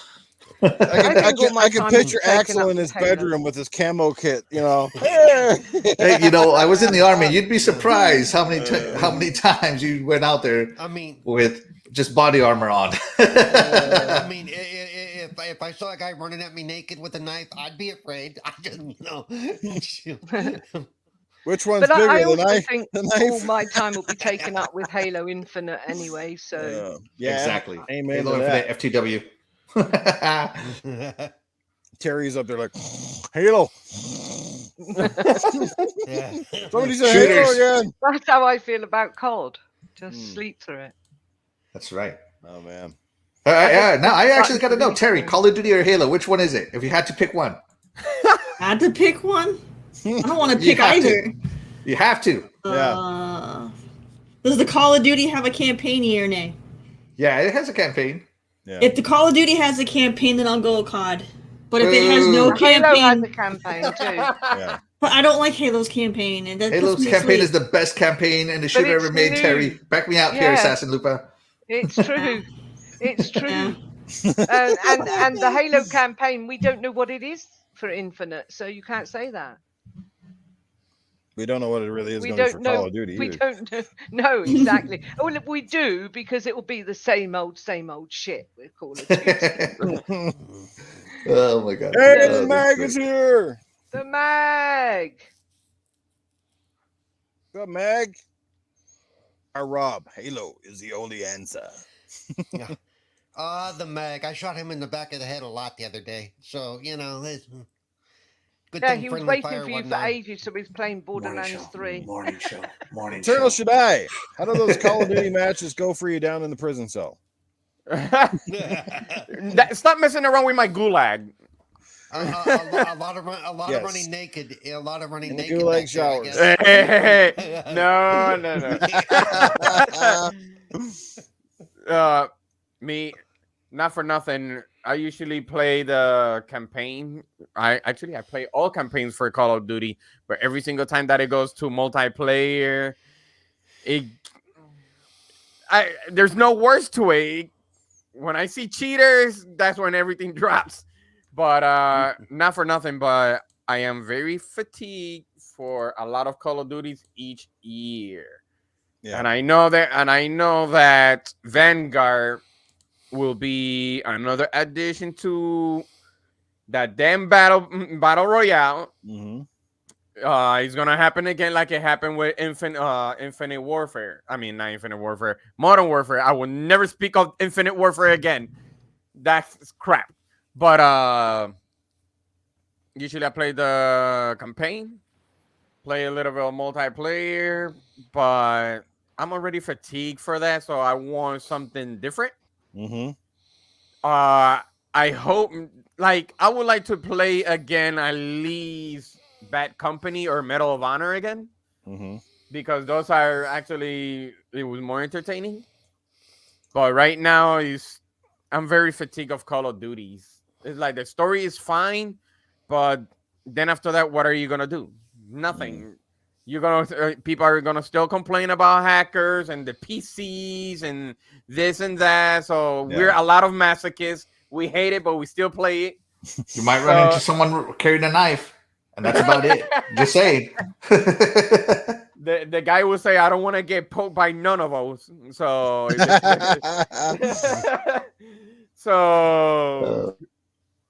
me, I really don't care. I really don't. There's better games than Vanguard, and I think that's pretty much the competition for Halo, anyways. Hey, Ed Nix in the chat says it makes sense that Shaddai is tired of Call of Duty since he's in the gulag.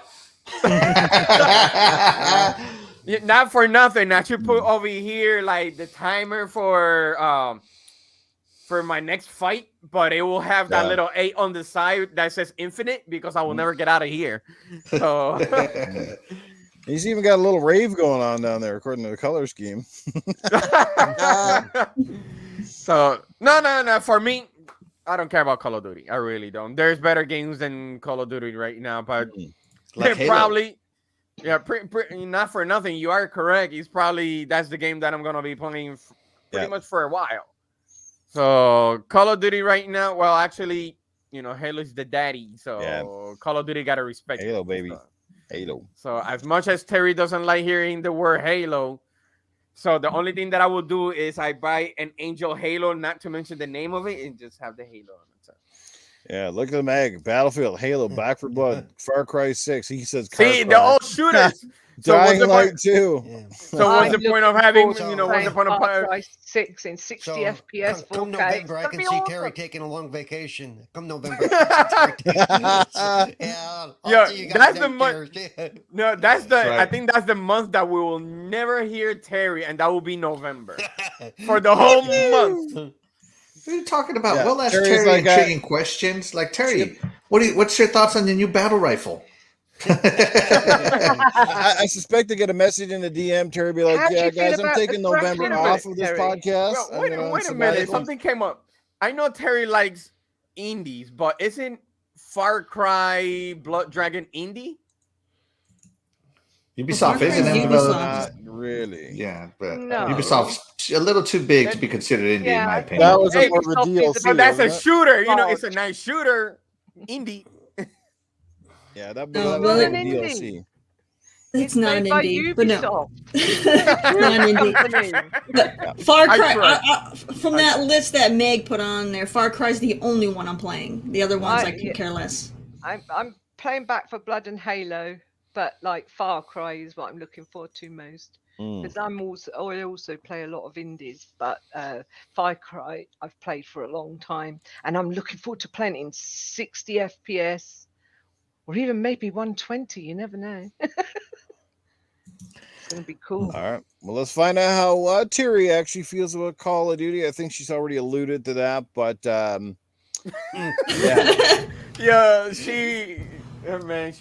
don't care about COD anymore. COD was amazing way back in the day when they actually had good campaigns. And then today, COD, the campaigns are crap and they only care about the online. And it's just boring now. The last one I personally bought was Infinite Warfare. That was the last one I bought personally. I enjoyed the storyline for what it was because I am a huge sci-fi freaking nerd. So because it was a sci-fi kind of thing going on, I liked it. But the online aspect was let me mute Terry. The online aspect was terrible. I did play Modern Warfare, the newer one, because a friend bought it for me. But otherwise, I never would have bought it. And I only made that game fun because I made a rule that we couldn't use guns, so we had to run around with fists only, and we had a blast doing that. We're knives allowed. Well, let me ask you this. Is it a mistake for them to go back sort of to the old era here? A lot of people seem to think so. For me, from what I've witnessed, is the Call of Duty fan base is split. You have the ones that like your Modern Warfare style CODs, and then you have the ones that are into the things that are more like Black Ops with all the wall running and sliding and all that crap. So it's divided. And then there's the ones that like both, but I but it's just, I don't know. I don't know. Like the stories are no good. They tried going without the campaign because people weren't playing it, and then people complained that there was no campaign, so then they put it back in. Mm-hmm. And I think people still don't like it. So like they're kind of in a tough position right now because no one likes their campaign, but then they're mad when they don't have one. Right. So I don't know what to do. I'm mad at Game the is a price very tag if it fickle doesn't come with people. campaign. That's what I'm mad at, is the price tag if it doesn't come with campaign. You know, if you're going to exclude the campaign, hey, you know, $20 discount or $30 discount. Because, you know, the disc, all it's doing is giving you the license to online, but it doesn't, you know, that disc is going to get a huge 80 gigabyte day one update, which is basically worthless to me. You know, makes the disc worthless to me. In a year, everything that's on this disc has been basically redone. Nothing is exactly the same. So if you're going to get rid of the campaign and make it online only, I think you should definitely give people discounts. Right. In my opinion. They make all their money off of the cosmetic microtransactions in the game anyway. Right. So. That's right. And remember, I have a couple of people from Xbox Ultimate playing Battlefield 2042 right now, and there's some bugs for sure, but they're loving it overall. It's different, they're saying. So, I don't know. But that's what's making Battlefield way different than Call of Duty. Their story are pretty good too, depending on which series are you talking about, whether it's Medal of Honor or like everybody's still waiting for Battlefield Backup 23. Yeah. So that's what makes it a little bit different from Call of Duty. Right. Well, you know, it's not only Call of Duty that you know, that milks the cow, you know, that sort of thing. That just this whole look, for me personally, I like Call of Duty. I really do. I've always liked the franchise. It was one of the big reasons that I invested on a 360 back in the day when Call of Duty 2 came out. And I love the Modern Warfare franchise for the most part. I remember how epic the campaign and how epic the multiplayer was for COD4. They just call it COD Modern Warfare nowadays. But it was COD4 Modern Warfare, I think back in 2007, if I'm correct on the date. And how epic that was. And that really lit the world on fire. That's when Call of Duty started to go from sort of we know it's Call of Duty, but it launched itself into sort of it went from being just a regular game to kind of a phenomenon and a big success. And it was therefore after that, every game's basically just been bigger, better. Why not say better, but definitely been bigger, scope, scale, every sense of the word. But you know, it's like anything. If you bring a game out too often, if you don't give the developers time to exercise their muscles, time for the franchise to grow and to breathe, it becomes stagnant. It just becomes more of the same. It becomes the sports game syndrome of the industry, and it's a crying shame because Call of Duty has so much potential. I think it's not because people don't. It's bad. It's a bad game. They come out and they're always competent. They have a certain pillar of success. You know, they have the play control down. Every game feels instantly familiar. You jump in, you pick it up, and it feels just like, you know, like an old hat. You know what I mean? You jump right back into it, and sometimes the ideas and the implementation work, sometimes it doesn't. The other side of the coin is, you know, the hacking side of the community is really killing this franchise big time. I heard the other day, I think they just banned another 50,000 accounts on Warzone. That is astronomical. That's crazy. Of people, and you see those videos, and it really turns people off the multiplayer. They know that. At the same time, it's a double-edged sword, but I don't want to get, that's another topic, you know, multiplayer. But the campaigns itself, I think they made a big misstep going back to World War II, like that era, or at least outside of the World War II scenario. It's been kind of done to death. There's only so many ways you can use an M1 carbine or Gewehr or whatever the heck you mean. You know, these old style guns that are very now feel even more so archaic when you've gotten used to the newer modern weapons and the schemes and the pacing and the speed, right? And you go back to that and you're like, oh my Lord, this is like a trudge. I don't know why or who's in their marketing department thought this would be a great idea. Now here's an idea for Call of Duty as well. All right. they're obviously not going to nix this franchise. It's too important to them. It's too important to the bottom line. They're going to want to put one of these things out on a constant basis, right? Because it pads their stock and different things. And to have a year without a Call of Duty game is probably just not going to happen at this point. They've got so many studios making them too now. I mean, you got Sledgehammer, you got Infinity Ward, you got Treyarch. Raven Software. I mean, all of these are all part of that package. But that's, it's kind of baffling. Consider now they've been kind of sitting on a certain engine and stuff. So I don't know what the holdup is, if they're struggling with multiplayer, or struggling with new ideas, or it's the campaigns that are holding things up. But here's what I say to that. If you want to release a Call of Duty game every year, you know what you could do is do the multiplayer 1 year and just charge half the price. If people really want to play the multiplayer, which a majority of people do, they're going to buy the multiplayer. Who cares about the campaign? Let them buy the multiplayer. But you know what? Then at least every third year, you make a Call of Duty that has a campaign worthy of the franchise. It's not going to be this 4-hour just quick romp. Like, it's a real good campaign, story driven, and then add the multiplayer to it. Nobody says you got to make the campaign every single year, but don't charge full price if you're going to give people half the experience. I would be willing to wait. And then, you know what? I'll skip those multiplayer only years personally, and I'll buy it that year it has the campaign, right? That might be an option. You do have multiple studios, so one of those studios could generally be your campaign studio. Give those writers time to make a great story, time to make a campaign, like I said, that's worthy of actually playing, something that could get you back in those Game of the Year nomination kind of nods, and not just, well, it's Call of Duty, that sort of thing. So that's what I think they should do. I'm tired of the World War II era stuff. I mean, at least do another Vietnam if you're going to, but they won't, because that really hasn't been done to that. There's been a few, but there's a lot of scenarios. Mag in the chat, like it says, Medal of Honor 2010, the one that was made by Danger Close. They assembled some of the Battlefield crew and some of the Call of Duty crew. They made that team Danger Close. They came up and they made basically a Battlefield that was slashed with Call of Duty. I love the game. I thought it was amazing. And then they changed the multiplayer entirely almost on the sequel. Like Dragon says, they're never going to skip multiplayer. No, and that's what I say. They could keep making the multiplayer every year, but at least on your third or fourth year, you actually add a campaign and you say, like, the full Call of Duty experience, campaign included, blah, blah, blah. Everybody's happy, but I don't know. But I love that game, General Spartan Mag. That was one of my favorites of all time in terms of shooters. It's sad that people didn't buy it because, again, people went out in droves and bought Call of Duty, and Medal of Honor got kicked to the curb. Then they made that sequel afterwards. It was a Medal of Honor.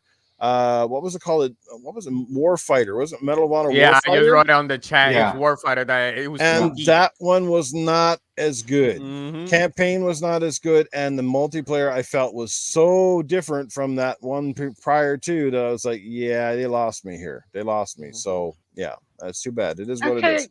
Like, I've got something to say. Like, if you're paying $70 for a single player game, why is it not right that you just play $70 for a multiplayer game? What's the difference? Because, like, to me, you're deciding to buy a multiplayer game, so you're paying your 70, and if you're paying a single player game, you pay your 70. Because when you play the multiplayer game, you're always paying way more. You have to pay for your online service to even play it, and then you have to pay, and then there's all the microtransactions and things too.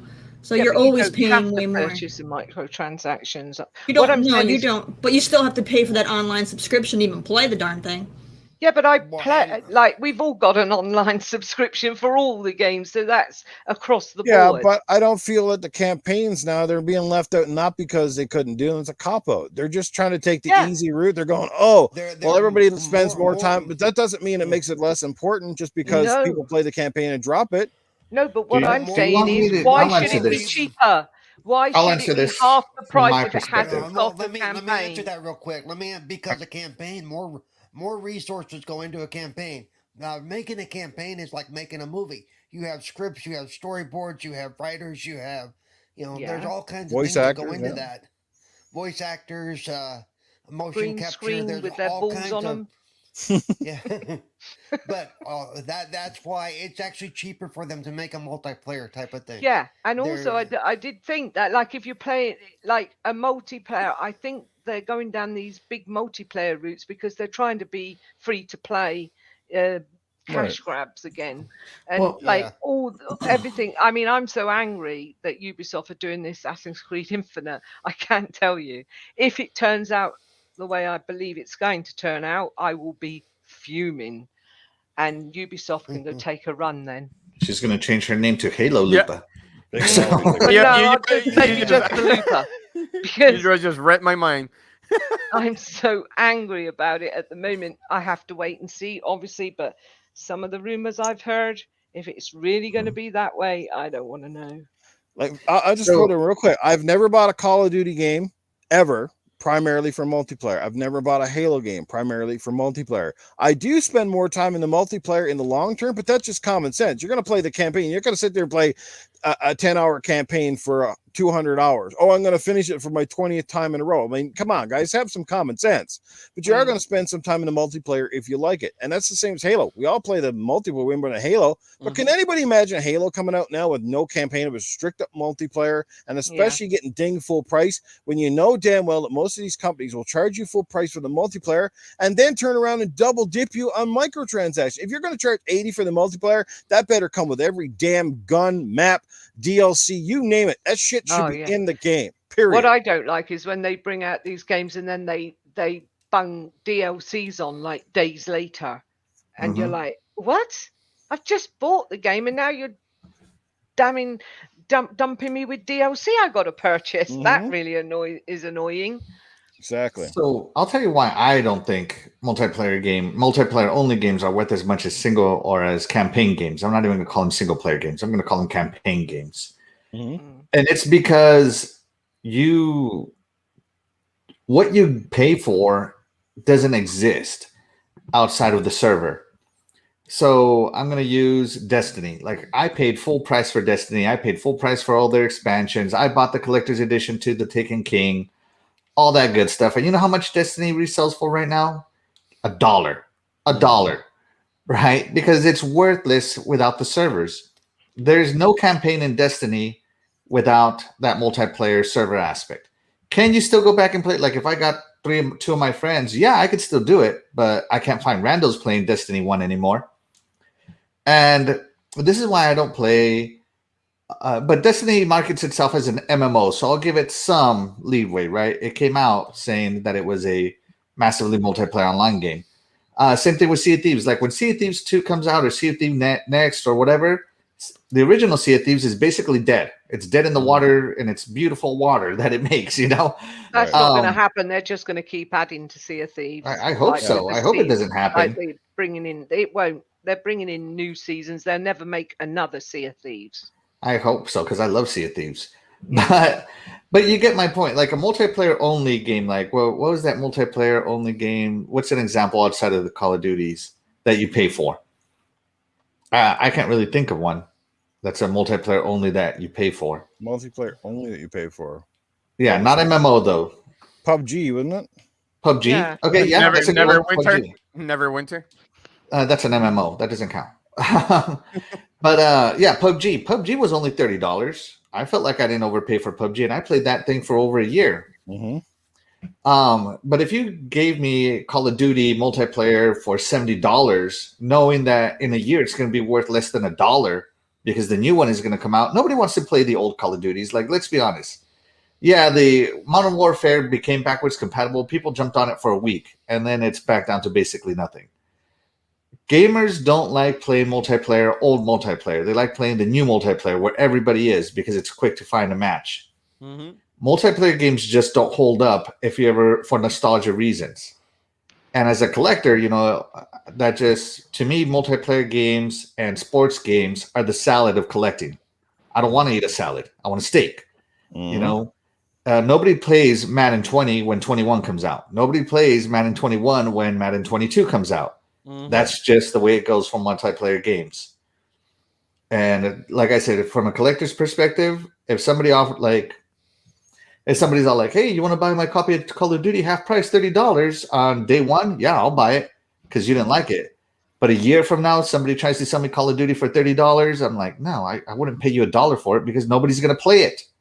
Nobody wants to play it. Everybody wants to play the new one. So that's why I think they should charge less. And not only that, but Paul's point too. I think a little less goes into it. Oh, definitely less goes into it. But like, you know, I just think if like I pay whatever I pay for an Assassin's Creed game, and then like, so I don't get, you know, yeah, I can see what you're saying about what goes into them, but like it's still just an experience. So if you want to go down the multiplayer route and experience that, then you shouldn't be like paying.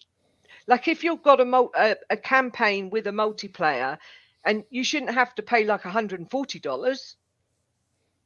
So why is it that you can't pay £70 for a multiplayer and £70 for a single player game? Wait a minute, isn't that what they did with Brotherhood? £70 for a single player game. And here's the thing, you know, developers have gone into not releasing what I call the complete packages anymore. Like Gears 5 is the most complete AAA game to have come out in years, and still nothing has come out to it other than Halo. Halo will probably be the next one. It had campaign, it had co-op, it had horde mode, it had multiplayer, it had ranked multiplayer. You know, that's 5 modes in one game. That is a complete package. And that's what I grew up with, was the complete package. That's where my money went. You know, if they wanted to raise the price of a complete package game to $70, I'd be okay. But they want to raise the price $70 for a multiplayer, half-baked campaign. This game, that they want to raise $70 for the same sports game where they don't even update the years in the stadiums. I mean, come on. Like, I would gladly pay. Not going to say that I am going to pay $70 because I don't want to. I'm glad I don't have to. But, you know, Halo is going to come out with campaign, co-op, split screen co-op. You know, so it's going to have online and local co-op. It's going to have multiplayer. It's going to have a war, a war zone on it. Yeah. Look at all the stuff that Gears 5 gave people, right? Yeah, I mean, that is a complete package. Amazing. That is a complete package, and people have gotten used to being given less for more money, and I don't like that. So that is why a multiplayer game, to me, and I'm just speaking to me, is not worth $60, $40, $30 if it's good. Everybody's $20 moaning is the about sweet the spot. price of games these days, but I remember having to pay an awful lot more for games when gaming first came about. Yeah. You know, you got the Battlefield scenario where, you know, like people said, when Battlefield started out, it started as a multiplayer only. Okay, and that's fine. But here's the thing. Then they started adding campaign. So why'd they start doing that? Because they were trying to draw more people into the franchise. So you draw those people in by giving us some pretty good Battlefield campaigns for the most part. I mean, minus maybe the last couple of years. But I mean, Battlefield 3, Battlefield 4, I thought those were pretty damn good campaigns, right up there with some of the Call of Duty ones. And then just like that, well, they started doing those segregated campaigns of Battlefield 1 and Battlefield 5, these little stories, which weren't really the same because you couldn't invest in a character. They were trying to please so many factions by doing this that they weren't really pleasing anybody. Broken campaign, very short as well. Like skimping is what it was. Skimping, just adding. They started to the point of just adding it to please people instead of adding it because it was meant to be there. And then, of course, well, now you're going to take it all together. Right? Yeah. I get it. Some people that always love Battlefield are going to go back and buy Battlefield instantly because they've always loved that. But now you're, again, like Axel said, you're giving people less for more. You're going backwards instead of forwards, right? Like, you know, it'd be like, well, Notorious, our game gives you 20 multiplayer maps. Now, all of a sudden, the next game comes out and you give people 5 multiplayer maps because you want to charge them for the other 15 behind the paywall. Like, oh, it's got 5 maps, but then you're going to charge people for the other ones, which you probably already had built on day one. But like, let's make sure we milk this, right? It's business, unfortunately, and business is always going to do what business does. And I think business gamers never get lost does what's good for and the consumer. entitled these days as well. There's so much. I remember having 2 games to play and having to play them most of the year until we could get a third. So, I mean, I'm used to that sort of thing. But like, yeah, I do think that gamers need to understand that every company that's bringing out these games, every studio, they're a business and they need to make money. the model. And I would agree with you. Right. I would agree with your statement if the CEO of Activision didn't make 15 million or 150 million dollars in bonuses. No, how much did he make? Anybody, Paul? Do you know? Yeah, but imagine what the CEO of Microsoft makes then. Yeah, but the CEO of Microsoft doesn't just run a gaming company; he runs a corporation. Yeah, but that's different. And I agree. 5%. They have a CEO as well. Yeah, and it's only because the Microsoft company is backing the Xbox gaming company that they're able to do what they do. Absolutely, and I'm glad they are finally. Yeah, exactly. I mean, that's why let's not kid ourselves. Xbox isn't here to please you. Xbox is here to make money. Yeah, they don't. Exactly. They're just disguising it very well by giving you great value for now. Yes. How long will that value last? I don't know, but I'm enjoying it until it does. Until they hit the figure they have in their head. And I just want to bring up something, a highlight in the chat, okay? Because Fastback brings up a good point. I'm sure devs have engagement numbers showing less playing campaigns that cost a lot to make, can only blame the majority of gamers who choose multiplayer. He's totally right.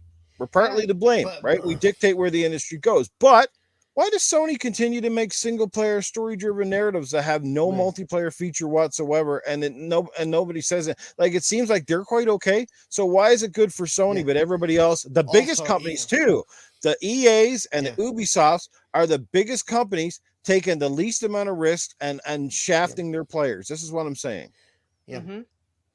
I mean, if Ubisoft goes down this infinite route that I think they're going down, I will be so mad. Trust me. Let me say real quick. The thing with Battlefront is going, well, nobody played the single player. Well, that's because the single player was crap. You can't just look at one side of it and go, well, nobody played it, so they're not interested.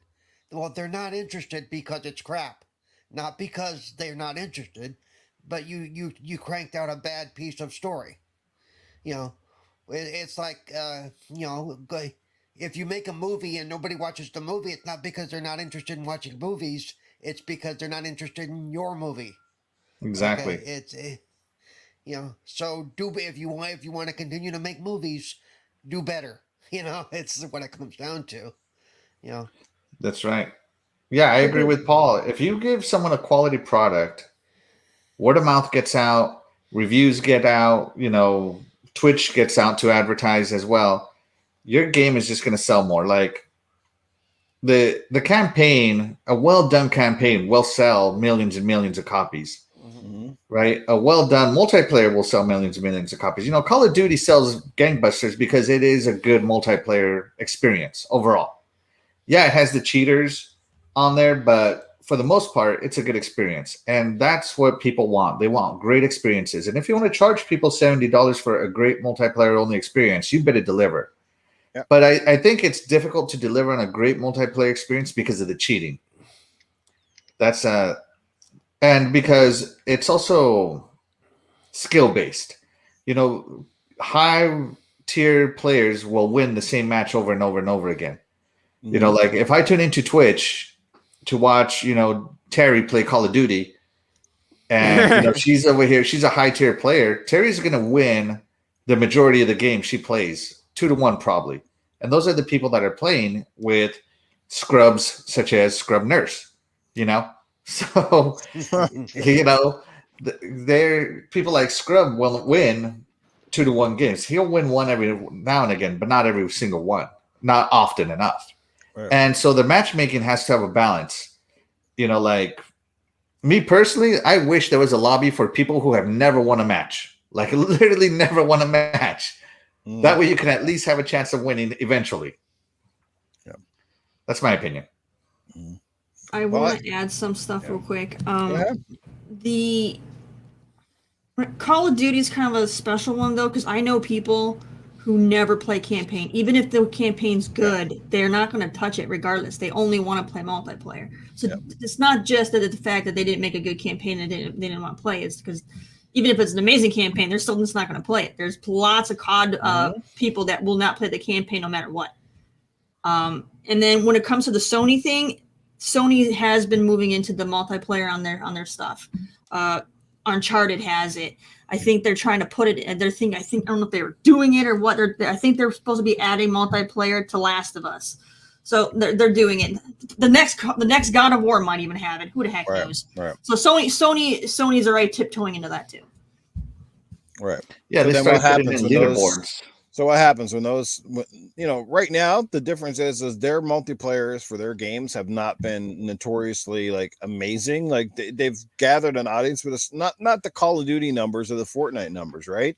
There's right. But what happens if they make an award-winning a multiplayer, and then all of a sudden what God of War becomes a multiplayer game and everybody's like, screw the campaign, or the campaigns get shortened and they become an afterthought instead of a fact. We all know what happens when people put effort into campaigns or separate them. Like, for example, you can have the best of both worlds, because let's look at Star Wars, right? DICE made the Battlefront games. The first one was all multiplayer. The second one had multiplayer and a campaign. The campaign was largely forgettable, right? With what's her name, that girl that kind of took the show from the Empire side of view. But then what was that? A year later, they came up with Jedi Fallen Order by Respawn, but it was a single player focused story alone. That game went on to be very successful and well acclaimed, because they focused on the campaign. They built it as a campaign game. And that is that fine line. And this is what I thought Call of Duty was supposed to do. That's why they hired multiple studios. They have Raven, they have Infinity Ward, because they were hiring extra teams. If you ever notice a Call of Duty game now, it's not just a one studio. It's got 4 or 5 studios building one game. Now they're doing different parts, but why can't you have then a studio that only focuses within your company on campaigns and builds them? And like I said, they don't have to come out every year. Even if you say this year it's Call of Duty and it's multiplayer only, you take $20 off the price tag, and then the year that campaign is ready, that team adds it to the game, markets it that way, and then boom, you got a decent campaign that's, like I said, not a afterthought, but it's an actual focus, and it pleases both worlds. Everybody's happy. You pay your $80, $90, whatever the heck you're going to pay for the game. Everybody goes away happy. I'm not saying you got to nix the multiplayer, because they need that every year and they can sell it, but you can still please both worlds without constantly going, the single player people that love this stuff are not important enough to us. You guys suck, because that's all you like. I mean, eventually if the game industry becomes, 90% just multiplayer shooting people in the face and the rest are supported by indie games, then we're going to have a massive problem on our hands. We're going to see a lot of people start dropping gaming in a hurry, because nothing ruins. We all love multiplayer, but boy, nothing ruins it faster than a bunch of shit sticks that cheat. And or the other side is the lobby system so broken. You go into it, you're like a level 2, and you're constantly up against level 50s and 100s. These people that live and breathe the game, and you can't do anything because your skill level is not high enough. Yeah, the levels don't always meet. No, sometimes they don't mean a lot. But honest to God, I'm pretty good at most shooters. But if I'm playing a person who knows those levels inside and out, knows where all the power weapons are, plays this game religiously, right? Almost up to MLG kind of hours, 8 hours a day they're spending these multi. Do you expect me to even compete? Why am I getting lobbied against these people? It makes no sense. And they always keep saying, we got a better lobby system. I still find myself in those games where I'm getting annihilated. I'm like, this is stupid. Like, these guys got wicked internet connections, and they this is the only game they play. Always scares me to death to go back into Gears. And they haven't got a 200 ping. Yeah, and they have a 200 ping. Players ruin the multiplayer experience. Because a good example, this kind of goes back into like what Axel was trying to say earlier when he was mentioning, like a multiplayer game that people paid for. Titanfall. The first one had no campaign, and you had to buy that game, unless you did the bundle with the launch or whatever. Mm-hmm. And it did pretty well. And then the second game did awful, and they actually had a very good campaign in the second one. I thoroughly enjoyed the campaign in the second game, at least. And I strongly disliked the online experience in the second game compared to the first one. So it completely flip-flopped, but even though they had a really good campaign, that game was not successful with the online or anything. So just because you have a good campaign doesn't mean it's gonna help, because Titanfall is a great example of an online game that had a good campaign later, and the game just tanked. It's actually one of the best shooter campaigns ever made. Like, it is so good. And that game did awful. It is highly underappreciated. Well, that was largely on EA, meshing it right between Call of Duty and their Battlefield 1 that year. Yeah. And yeah, I don't know. Like to me, I like games that are the complete package: campaign, co-op, multiplayer, PVE. I'm more of a PVE kind of guy. So to me, I prefer the horde modes, the war zones, the firefights, things like that. And if I do PvP, I like fun PvP modes that aren't like full of tryhards, such as capture the flag. Yeah, I want to try to win capture the flag, but I'm not gonna, I don't know, rage if I don't capture the flag. And I'm more in it for the kills. And I'm more in it for the kills. Naked with that knife, you might kill somebody. Well, like Halo, right? Like Big Team Battle on Halo, especially heavies. I don't know if anybody has played Master Chief Collection when they roll heavies out. Yep. It is so much vehicular, man. Slaughter chaos. It's awesome. Like you have lasers and rockets and vehicles just all over the place. And I love it. It's one of my favorite modes. I've never won. I've never gotten very many kills, but man, I have a good time just experiencing the explosions, if you will. Yeah, it's so much fun, Master Chief Collection. We play it quite often, and it's just such a blast. You're trying to get one of them banshees out the sky, but now with Infinite, we'll have the grapple hook and we can get them. Yes. My favorite part with Halo, though, is that especially the older Bungie Halos, was that the debris from the vehicles was also physical. So, like, if you blow up a Banshee and a piece of debris lands on you, it also kills you. Yeah, I know. That's awesome. It is, to be fair. Let me say like that as well. with multiplayers, I just like to have fun. I'm not brilliant at them, as Noof knows. I play with him quite often. I'm not brilliant at them, but I have a laugh doing it. I have a laugh dying. I'm like, I'm dead again. Noofy got me in the head. But that's exactly why community game nights exist. Not only bring community gamers together and have some fun, but even when we do have some skill level people in there, as we always do, there's always a few people that tend to run the gauntlet a little bit.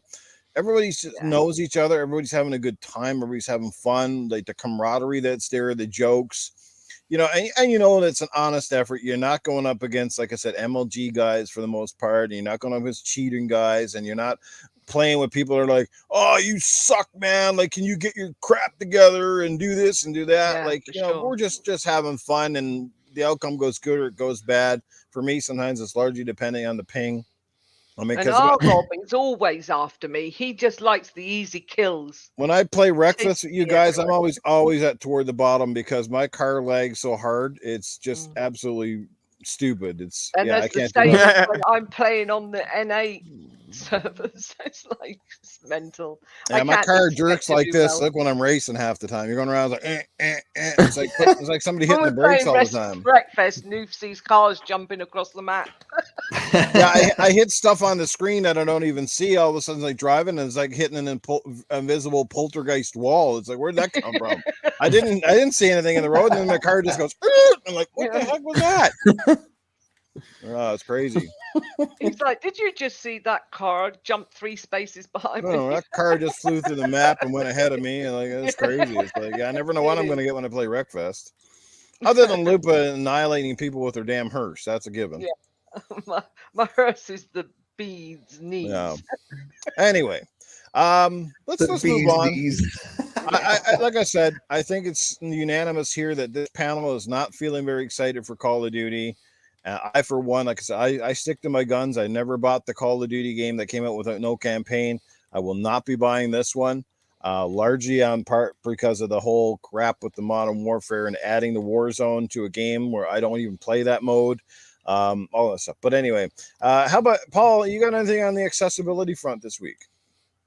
Only in that I played Hades and they have what they call a God mode, which is really kind of cool. It's not really God mode so much as when you fail an area, when they send you back, they make you a little bit more harder to hurt.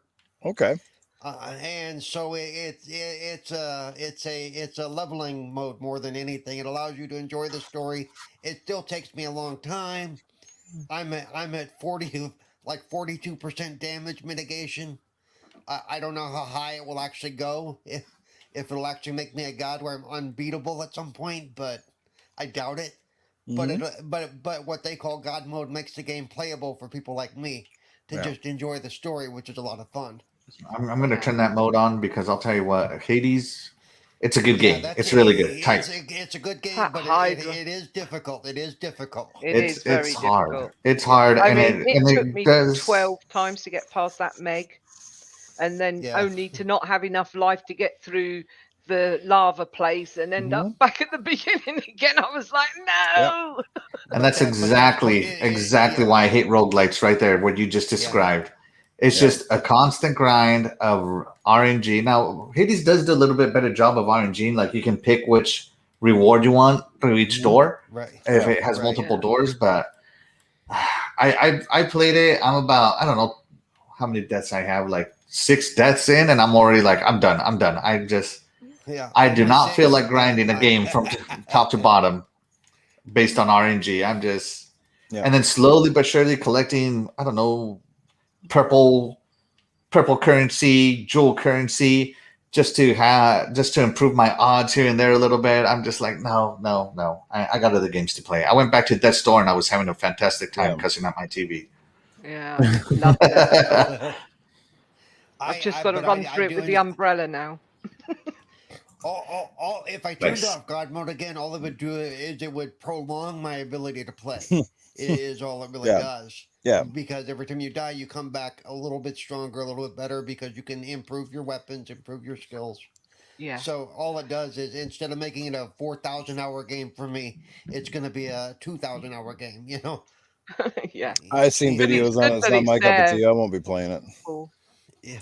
I don't like those kind of games. Yeah, Hades is just, like I said, it's fantastic. It's got great controls. The storytelling is good. The combat is awesome.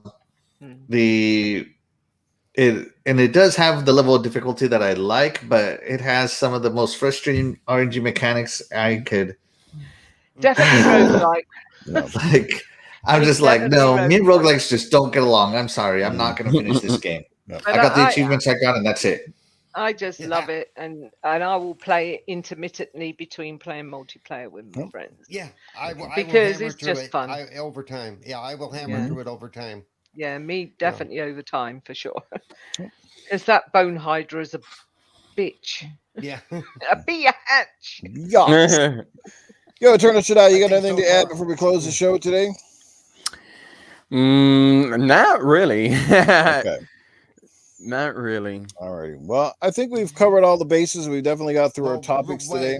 Go ahead, Paul. Didn't Axel say there was some cloud news or something in our chat? Oh yeah. Did you have anything on? Yeah. I was going to show it, but I'm going to save it till next week till my internet is better, because that's actually when my internet cracked, was when I was getting ready, and I'm just like, no, I'm not doing that again right now. We'll do it next week.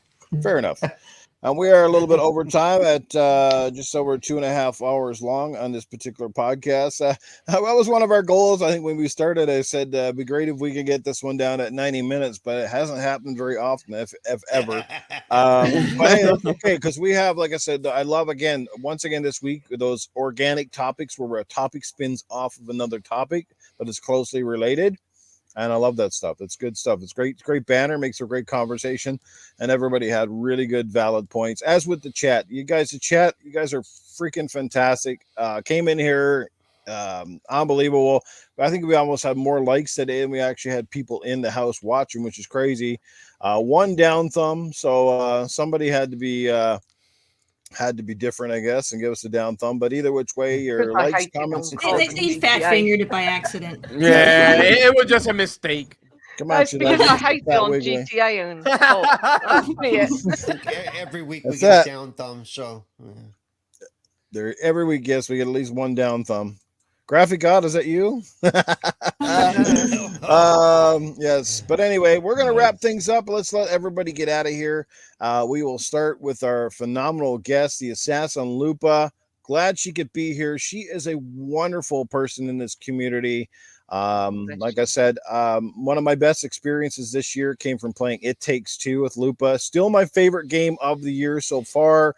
I'm absolutely shocked that more people have not even tried it or played it, considering that it's really easy. As long as one person got the copy, anybody can jump in and have at this campaign. You just won't get the achievements, but that doesn't make it any less fun and intriguing. So It Takes Two, highly suggest it. So go ahead and check that one out, guys, if you haven't done so yet. And like I said, playing it with Lupa was an absolute blast. We laughed, we swore, it was great. It was an awesome experience. Yeah, but anyway, Lupa, let people know where at least they can check out what content you have going on, or at least where they can find you on other podcasts. You can find me on Xbox Ultimate, 9 p.m. Eastern, 2 a.m. UK time. You can find me on Xbox Live and Twitter at Assassin Lupa, and I'm up to game with anybody. So thank you very much for having me, Noof, Terry, Shaddai, Axel, Cerebral Paul, and I am really pleased you asked me. It's a great honor to be here. And chat, you are awesome as always, and I'll catch you all gaming. Indeed. Mag, I'll see you on Tuesday night, Gaming After Dark. We'll get there. Casket Repair, all you guys, or Rob. Doggy Dog, man, you guys are unbelievable. Fastback, Dragons TV.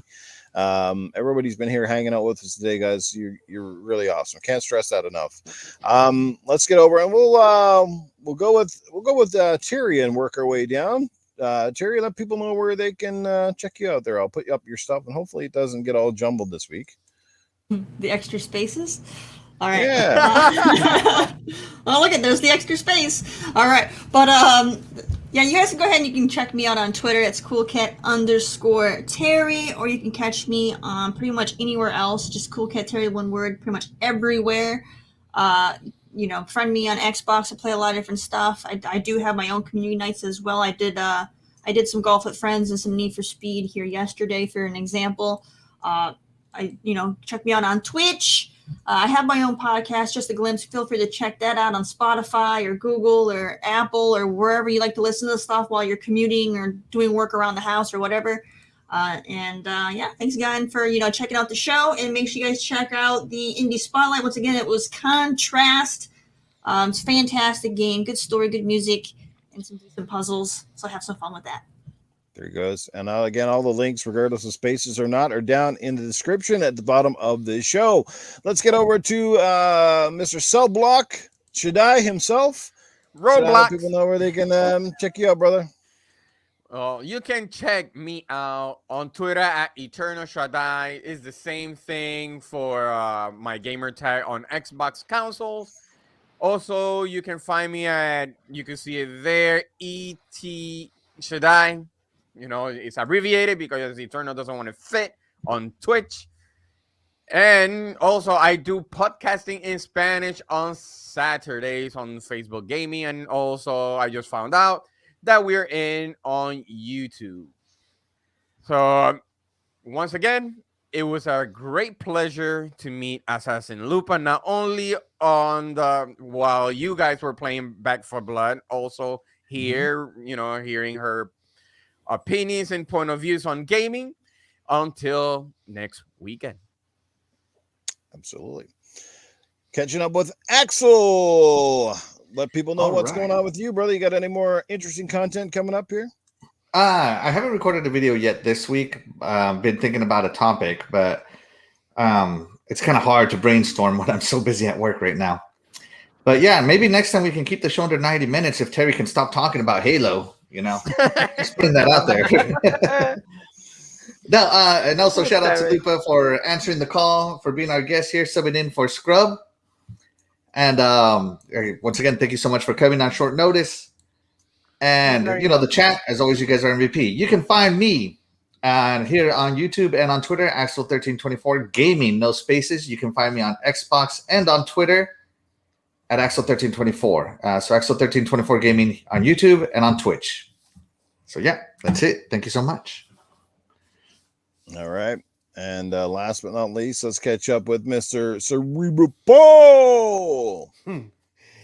Thanks for coming out this morning and waking up for those of us that did. And thank you, Lupa, for joining us. Always have a fun time with Lupa. Even when she thinks I'm hunting her down in our multiplayer games, because I usually am. Because I'm the only other. It's like we trade off. She's bad, I'm bad. We kill each other. We just kill each other. We do. Yeah. Got to get that kill count up. So, and then Thanks everybody in chat. Was a lot of fun. You can find me at Cerebral Paul 1 on Twitter and Cerebral Paul 921 on Xbox. And I'm not sure what's going on with the midweek gaming, but if we're doing a show, it's on Wednesday evenings, 10 p.m. in the UK. But Stubbs has said we're taking a vacation, or I might end up posting it on my channel and trading off. So we'll see what happens there. Of course, you can find me here every Sunday, and you can find me on Tuesdays. I tend to crash the party with the Retro Renegades, and we have a lot of fun there. Boy, do we have a lot of fun there. And on Saturdays, I do a community game night for North America with Noof, who will hopefully be back this next weekend. Yes, be back next Saturday. And so there you go. And of course, you can find, let's see, I did Xbox, Twitter. Did I miss anything? YouTube, Cerebral Paul. There you go. Okay. Good stuff, guys. Awesome.